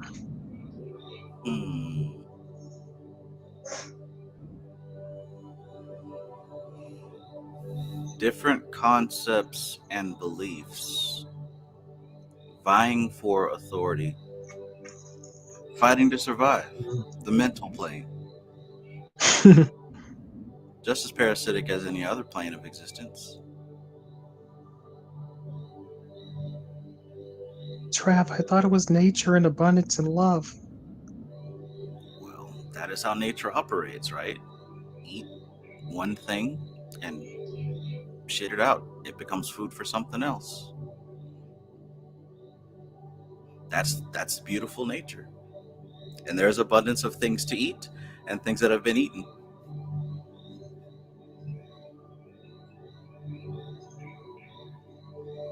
And who says that's not love, right? How wonderful that the predator gets to consume the prey, and how wonderful the prey gets to consume what it preys upon. I had a thought experiment. Like, if you had a machine that went to any alternate timeline and it never failed, and you put in the criteria for a timeline that you're going to a place where all laws on Earth and all wars on Earth have only ever and will be ever be made out of a place of the purest love, and you put it into the machine and it says you're already here, how would your perspective change?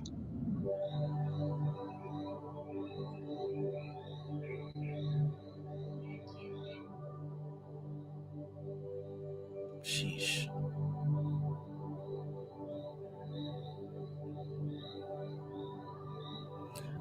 There would definitely be an interchange, right? But I know it kind of blanked out at some point in there. But I assume that you said that basically there was a time machine kind of deal where what was fed into it was if there was a place where all the wars and conflicts and everything had already transpired and happened, and you'd be teleported Or to that place. you're transported to a place where all wars and laws have been and will only ever be created out of the purest love. Oh.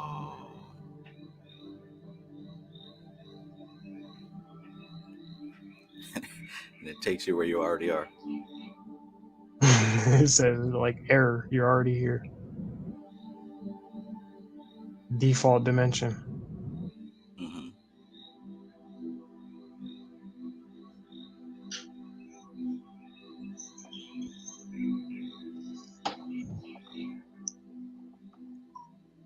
You mentioned it in my show, but I just got the green book. I'm pretty sure that's the book that you're talking about. I told you that I just got, right? Is that the book? Hmm. Yeah, I just got it like 5 days ago, Trav. Oh my. Yeah. I had that for so long. It took me like a year to even get past the Yeah. first couple of pages. Yeah, I'm not even gonna flex. It's one that it takes a while to get through, but it's certainly worth it. There's framework there. There's context. There's ecology. There's a beautiful system of a nice neat place of where to put things, so that you can zoom out and put more things in more places. Yeah, no, I'm excited because, like, I mean, to me, it's like I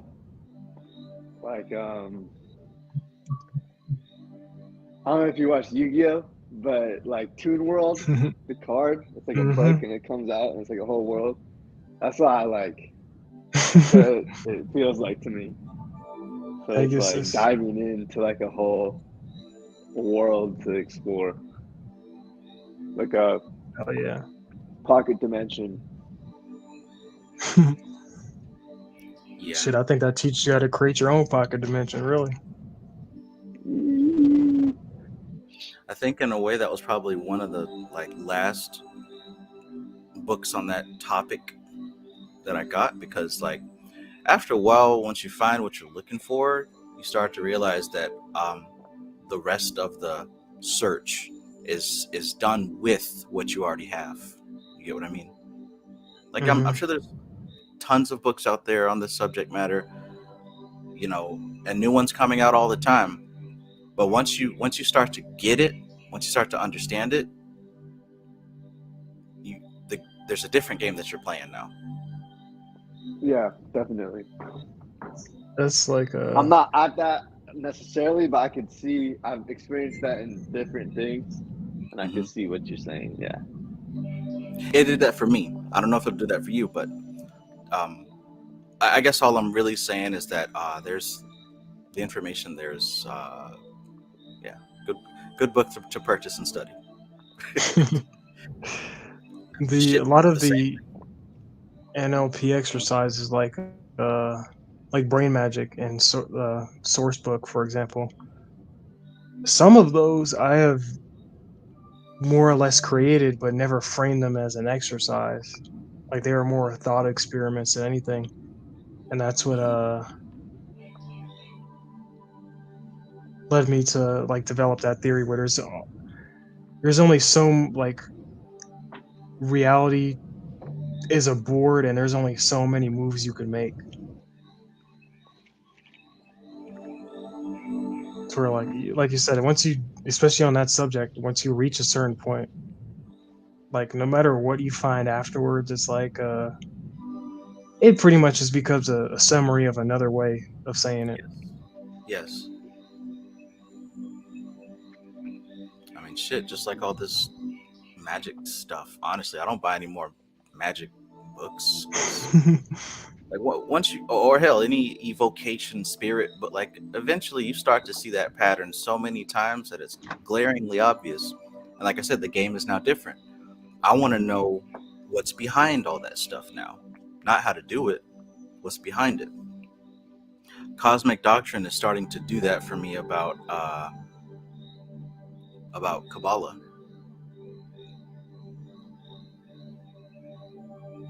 Mhm.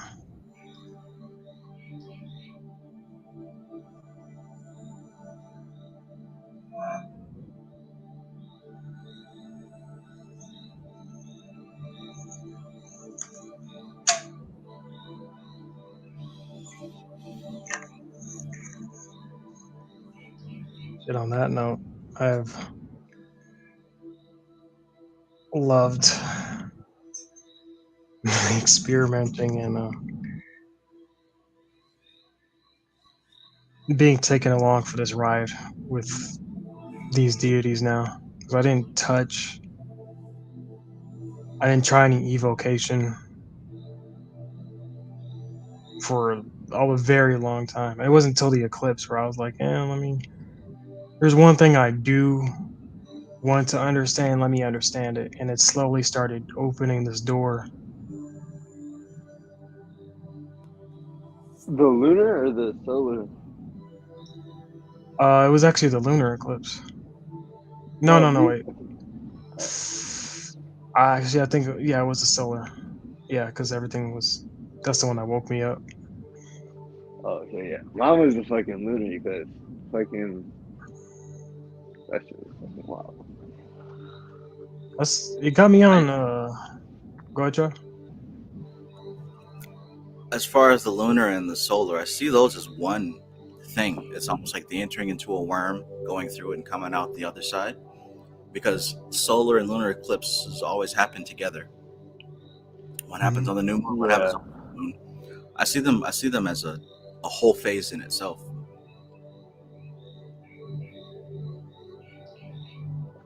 With the lunar kind That's really, of, yeah, they are. it got me. I think that's the one that started to get me to meditate again. And then once the solar one came around, it got me working with entities. But now the entire, of course, with NLP and sort of me with my own psychology, it's taken on a vastly different role to where it's not a mysterious knowledge that I'm getting. Now it's like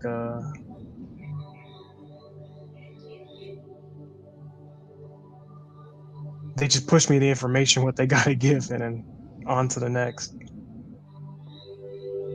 It's not so much, oh please give me X. Now it's just all right, here. It's day 3 now. Just make sure you make sure you keep this maintained and see ya. Right. Please, please. The approach is so different, right? How was the approach in the beginning working with spirits or entities, right? Versus now. I remember, right? Oh, I guess I got to cut my finger to draw some blood. If you just do this for me, then I'll, try to make deals and come to terms with some shit that we don't understand. Not realizing that it's that focused passion and that belief and that consistent, unwavering dharana that we're going to achieve that which we set out to achieve. That's what made it happen.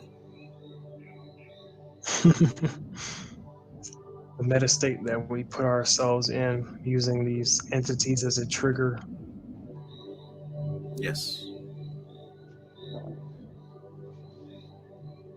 I was just thinking about that earlier today, you know, like a lot of people who work with entities, and everyone who starts out, I don't know if everyone graduates from that phase, but you know, we're asking for things that will give us an emotional feeling, right? We're asking for somebody to love us. We're asking for some object to increase our sense of value, or we're asking for some aspect of our health to improve, right? But completely neglecting the concept that it's something within our personality that caused us to be in the situation in the first place. Mm-hmm. The focus is better placed attempting to understand that part of ourselves that caused the situation. But you know, milk for babies, meat for people with teeth, that kind of thing. Working with spirits and doing multiple rituals and getting what I want and not getting what I want, that has led me to the point where I understand what I was doing. And it's so much better to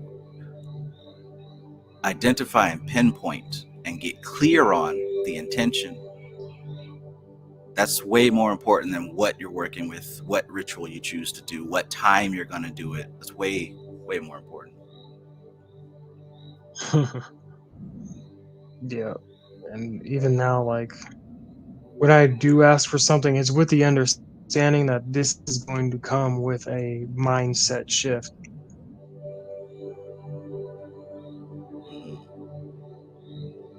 And the frames that I had regarding that subject just mechanically fall away and get rebuilt.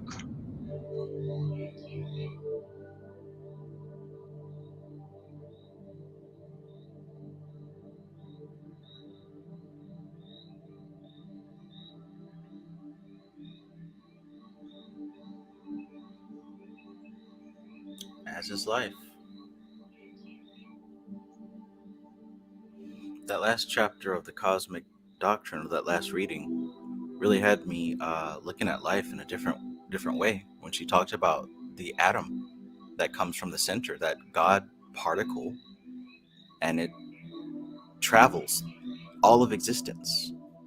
There are some atoms that find their place and they resonate there forever because that's where they belong. But there's certain atoms that don't have a place. And it's those atoms that eventually become what we know of as human souls, as suns, as earths. It also got me thinking that even those atoms eventually, in time, find a place and stop there. In order to become a sun, the atom had to stop at some point. To become an earth, it had to stop. To become a human soul, you had to stop into a certain groove. And I'm starting to think that a telltale sign that I'll say it backwards. I think that once you begin to find a true understanding in this work, and I don't just mean an intellectual understanding, I mean you're living the understanding.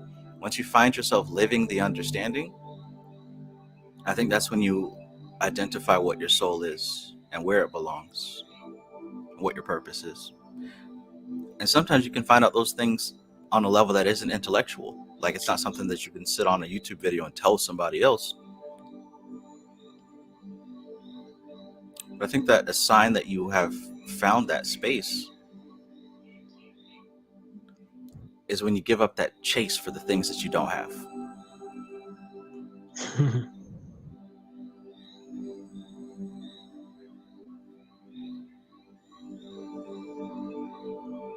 I'm sure that's a nice feeling. Do you happen to know what your Atma Karaka is? No, I was about to ask that too a few minutes ago. I was also gonna say that, because you're talking about diving into the flow of the more like your Atmakarika energy. Yeah. But I think it's more of like we're already in the ocean of it. and it's like kind of like our whole like life, because that's what it is, like that's what it does. First, like not only filter, but like it's like the undercurrent of the chart. So kind of like everything else is like built from that.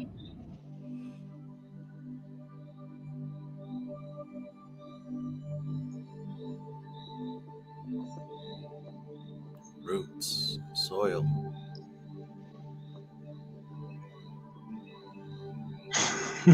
Yeah, but Travs, I feel like Travs is either like the moon or Venus or On the base of maybe what he said Jupiter. there, yeah, I was about to say Jupiter.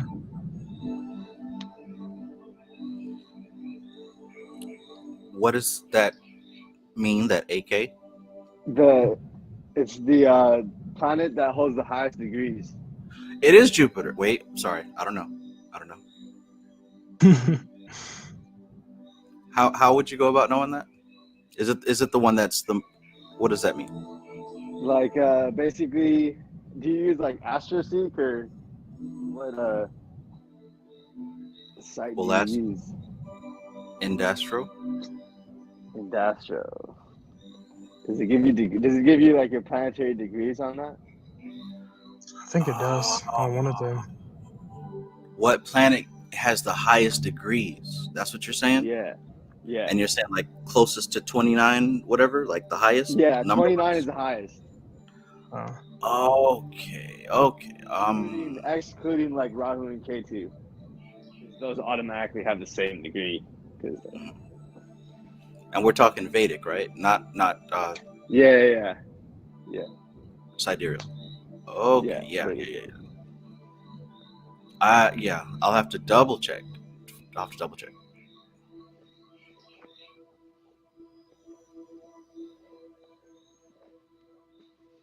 Yeah, because this is the thing. I think I got like 3 years ago. I was talking to someone about the whole still like tropical versus sidereal, and like literally like wrestling with the concepts. Like 6 months I'd be tropical, 6 months I'd be not like exactly, but like just like off and on oscillating between the two of them.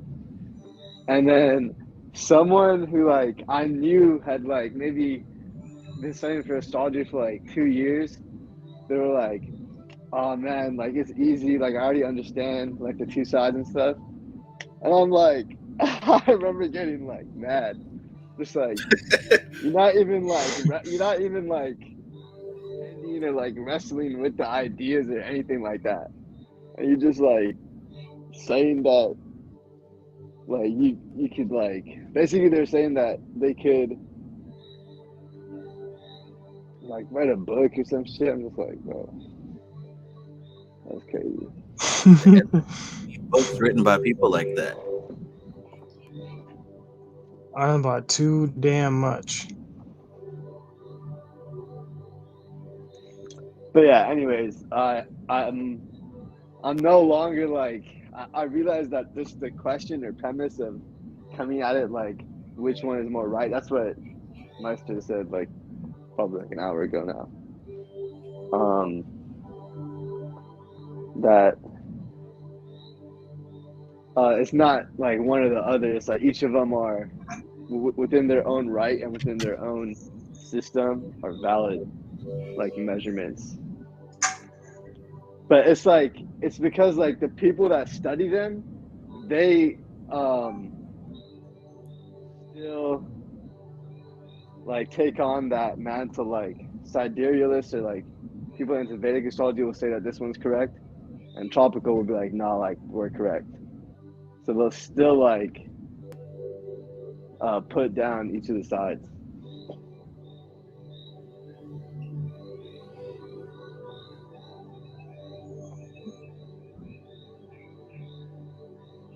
You could get a good burger from a chef. That does not mean the chef is a good person or knows how to cook anything else.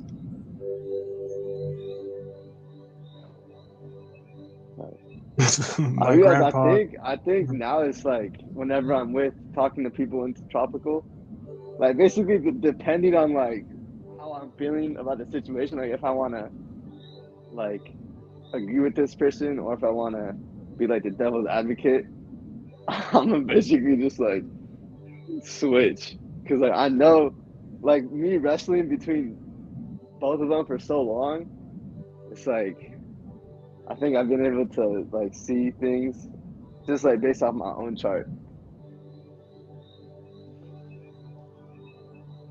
So I could definitely see myself doing that though, just to like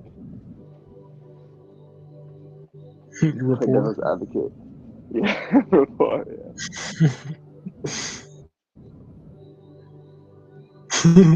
I thought you said you like tropical. When did I say that? I just said it was useful in a certain context. Exactly.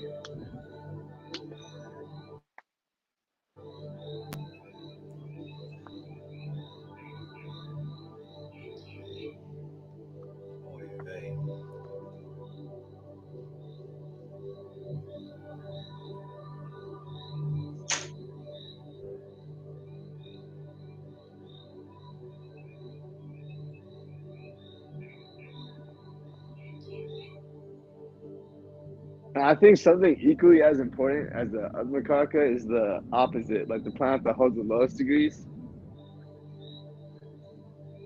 Hmm.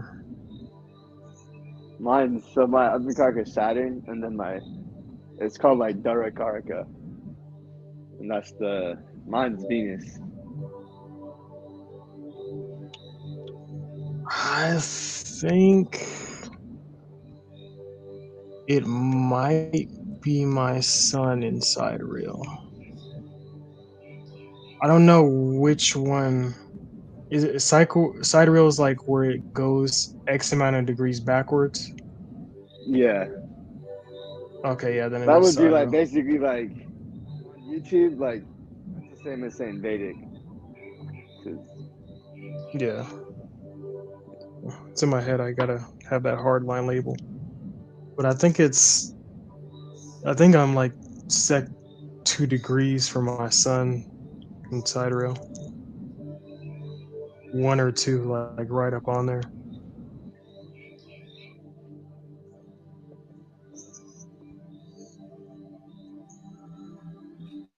that's where, and then Sidereal is where Mars is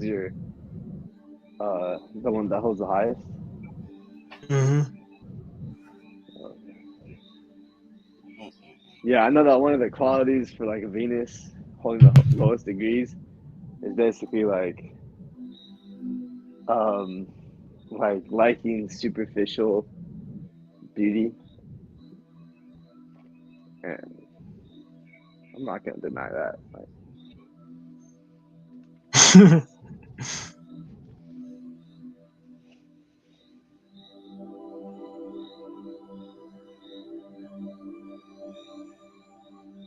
Where'd I go to find the? We said Barakataka. the with the D. Well, so the Karaka part is gonna be the same. There's like it's literally like a whole thing. It's like a whole I think it's like the king, and then it's like the layout of it is like a castle or type of thing. So it's like Mm-hmm. the highest, and then the second highest, the third highest. Like they have I don't know exactly Oh, what the names are. It's like the king, the general, the this, the that. They have their own like function, like management order. I remember reading them, but I didn't know what any of them were. I was like, ah, fuck that. Yeah, it's basically like a super easy way to get someone like an overall theme, especially if you like know the like deity in the like culture that represents that planet. So like example, like for the sun, Mm. it would be like Rama. Like the life of Rama is like an excellent example of like someone that has like a sun Atmakarka because he's the like embodiment of the sun. Right. So it's like following your dharma, like no questions asked, like being like honorable, like all that. That would be like the undercurrent of someone with a sun Atmaka archetype. Mm. So like someone with Mars would be like, you know, like all the shit that you're saying, but it's like even like looking back at like you like already like have a background in martial arts. Right. So it's like even the shit that got you introduced to like carved the way for you to do that in your childhood and shit, you know? Mm-hmm. Shit. There goes. And Trav had talked about before, and I had talked about a different aspect of it. It was like post-mortem human deification. How some people lived that out in their lives so damn much, like that they became a pretty much a mandala of worship. Like all the Christian saints Oh yeah. in themselves are like yantras and mandalas. There is like Roman times and even like Phoenician times. The kings got deified, some even in life. And there was a funny post of people in India doing the puja on a Trump statue and like dead ass serious. Damn. Like Bro, top he's tier goaded. apotheosis. He was already goaded, but now he's just that's hilarious.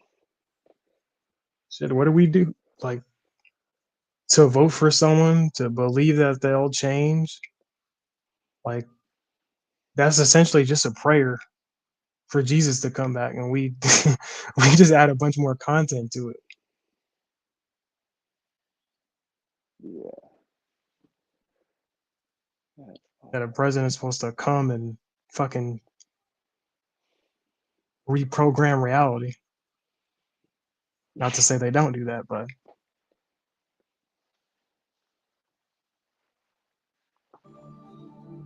It's so much easier to project that someone else will do it for us.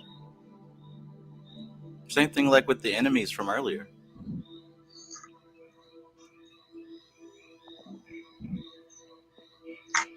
But yeah, I've never yeah. heard like that before. Puja? Shit. Shit. Puja? There was even Is the that what you said? yeah, like where they pour the milk and stuff, and they offer the Oh yeah. incense. Yeah, that's out of this world. Chad, That did you video. check if it was Jupiter? I'm looking. Yeah. Sheesh. This one website in particular takes the longest for me to log in out of any website I've ever been to in my entire life. Long story, because I've got like 2 accounts and one of the passwords stopped working, and like on every device I went through this years ago trying to look. There's a bunch of mixed uppery. Anyways, I'm working on it. There was a video Oh, of a dude, I think last year, where a dude was trying to break into his car, and he had his hands up. Dude inside the car had his hands up praying. It's like, Donald Trump, please save me right now. But to cultivate yourself that much for a person to worship you and then like believe that shit in life. Well, that's actually like part of what is supposed to be in Vedic like marriage in Vedic whatever system is that Hmm. like after marriage like the process of the marriage ceremony is like a ceremony in like deification. Hmm. Or more so for like the feminine, but I think that's just like culturally what It by both it's like kind of like Shiva and his wife. So like this, it's like you guys become each other's Shiva Shakti. There's something like that in Orthodox Christianity, but I don't know enough to speak on it. There's similarity there, I can tell, but I don't know the exact details of how they describe it. But even that, there was a massive reframe that I got from one of Joseph Campbell's lectures where he calls Christianity an Eastern religion. And that kind of fucking, I don't want to say blew my mind, but that had me thinking for a long ass time on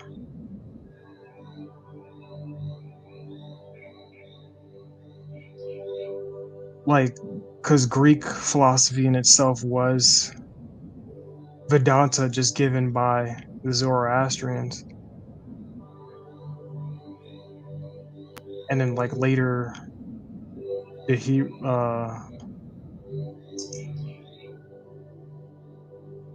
pretty much like Kabbalah and whatnot was the Hebrew take on that same thing. But like after that, the Hebrew system got settled and westernized, then you got another influx of Eastern shit. And then like seeing the parallels in Christianity to where like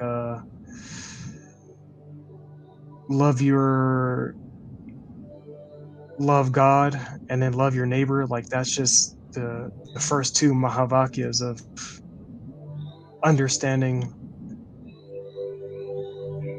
the Brahmin, or understanding that you are the Brahmin, and then looking at another person and then saying that you are that same Brahmin. Yeah, they have okay.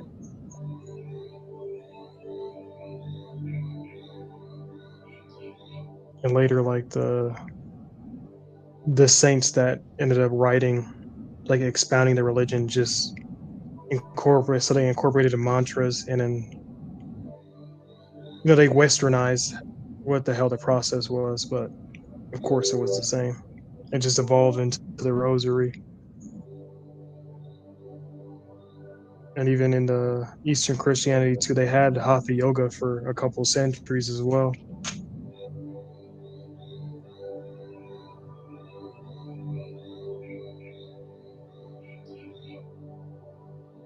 I did not know that.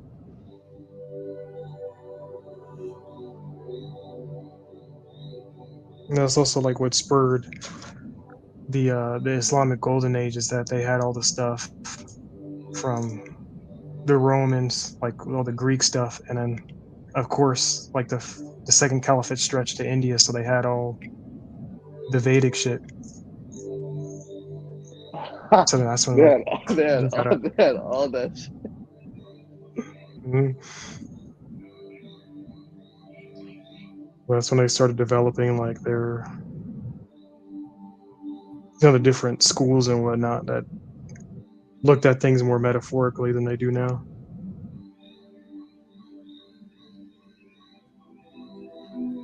Yeah, definitely. Like Sunni Islam is rampant. Shit.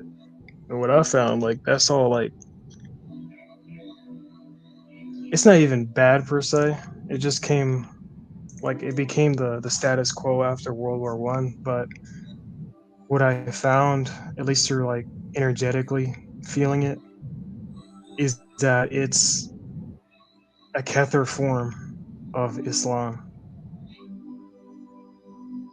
and a good 'cause, like the dominant stuff now is Wahhabism, so like the destruction of all that isn't hardline Quran. Well, that's a lot like the Jewish tradition, where they adopted a bunch of strict rules and then eventually broke the physical forms of Yahweh and whatnot. Mm. There. are two groups on this earth with a lot of money, and I will say they do stick together a lot.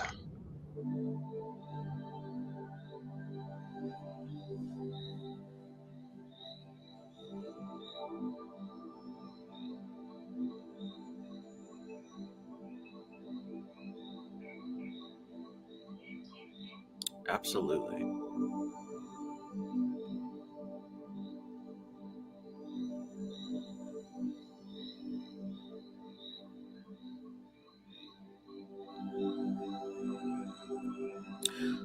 All right. Well, I think it's getting kind of late. And the answer to the question, for me at least, is Saturn, not Jupiter.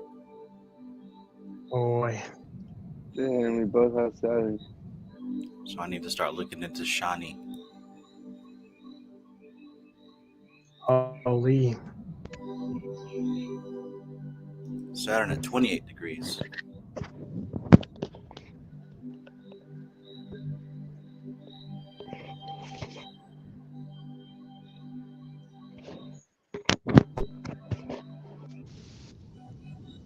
And what sign is it in?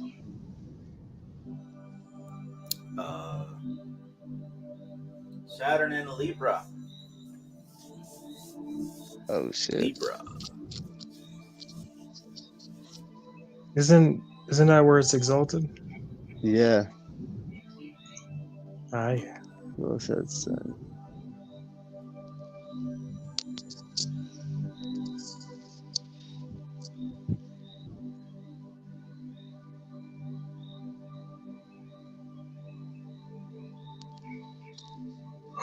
Bombs. Kenny Anderson, greetings. Good evening.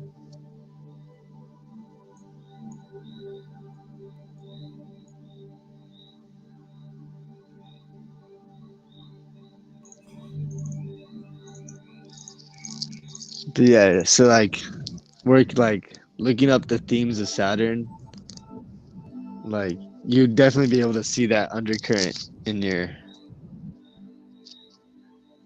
life.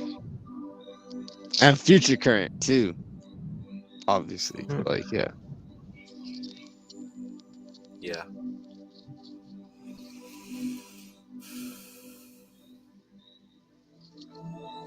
The entity Aratron, Atatron. Eritron. Would you say that after around like 34 to 38, like those ages, your Absolutely. life? Okay. Absolutely.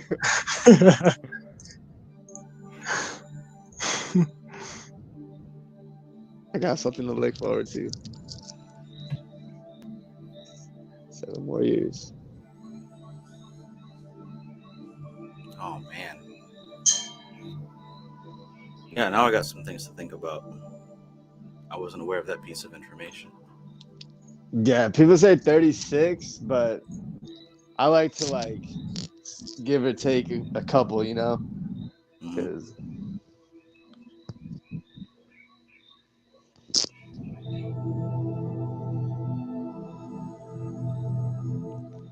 but it being exalted for you and then like it's in its home for me, it's like a different because if someone else had like Saturn and Aries, theirs would be kind of shit probably hit the fan at that age.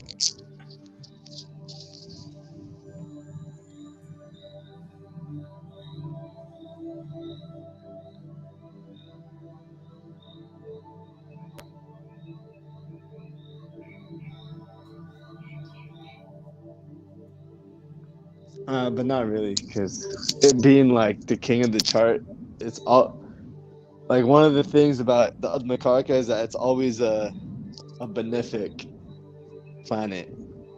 So I was wrong. Even if it would be in Aries and it'd be debilitated, like it would somehow work itself out because it being the highest degrees is a benefic for the chart automatically. Teach it a form of discipline.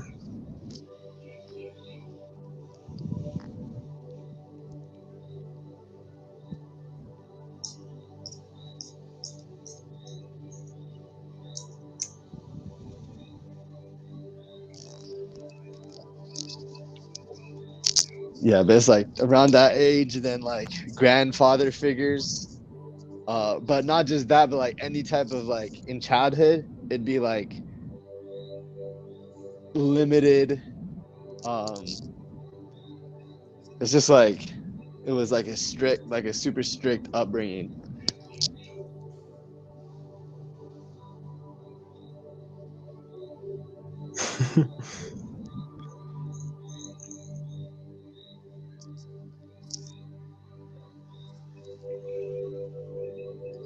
Shanice Charaya Namaha. Peace, stuffed dog.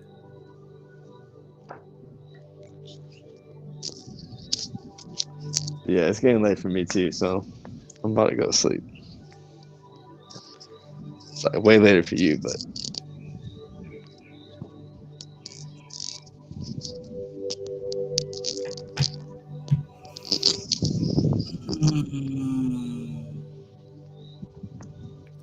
All right.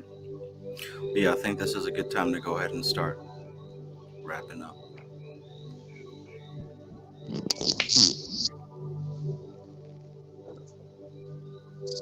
all right, peace. Appreciate you letting us hop on, bro. No problem. No problem. Peace, peace. Peace, peace.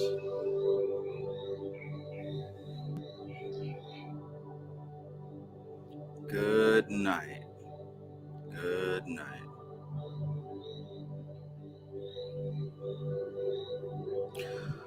Okay, so I'm about to tap out, honestly, myself. We had quite a conversation, especially in the beginning portion, about shadow work, purging, and the creation of the new. That's what time it is. That's what time it is. Gave plenty of techniques. I gave plenty of background information on how to go about this process. So if you'd like some of that, just rewind to the beginning of this video. Speaking of shadow work, I've created a shadow work class that literally walks you through how to do this process yourself. So this is a class that I'm going to be bundling with the cyclomancy class that, as I mentioned earlier, we will officially open the doors to session 2 May the 5th, right? So starting tomorrow, we're going to go ahead and start opening the doors to students who want to join. You go ahead and join. We'll have time to send out the workbook and some of the other items that will be on the way, as well as an opportunity for me to sit down with you and have an interview about the class, what your goals are, what your aim is. That process begins tomorrow. So there will be about a week or two before the shadow work class and the cyclomancy class open up together. It'll be a bundle package deal, so you get both. Why? Because when it comes to tapping into these latent abilities that we all have, they absolutely will be affected by the shadow work that you did or did not do.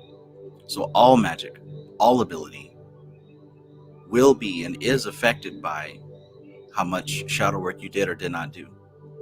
So if you missed the first round of cyclomancy or my shadow work class, we're going to be offering that again. It begins on May the 5th. Doors will open tomorrow. So I'll see you there. If you're somebody who has been throughout watching this video from the beginning, I appreciate you. Thank you for being here. Hopefully you learned something. Hopefully you learned something that you can apply today. And yeah, like I said, this is the best season for this right now. I'm just looking at this chart here. I don't know if you can see it.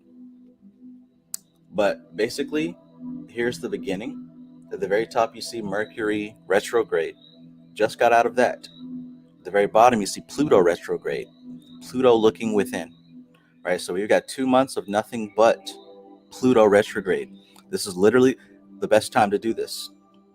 Pluto retrograde and nothing else. Right?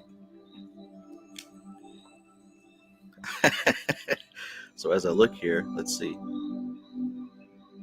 Yeah.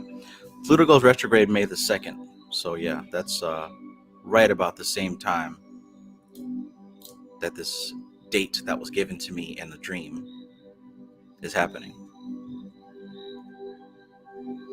All right. So yeah, like I said, hope you all had fun. Hope you learned something that you can use. And I'll see you tomorrow and Saturday. Saturday, we continue the book read of The Cosmic Doctrine. So if that book isn't blowing your mind, then I don't know what else it would take. A lot of great stuff coming through this year, that's for sure.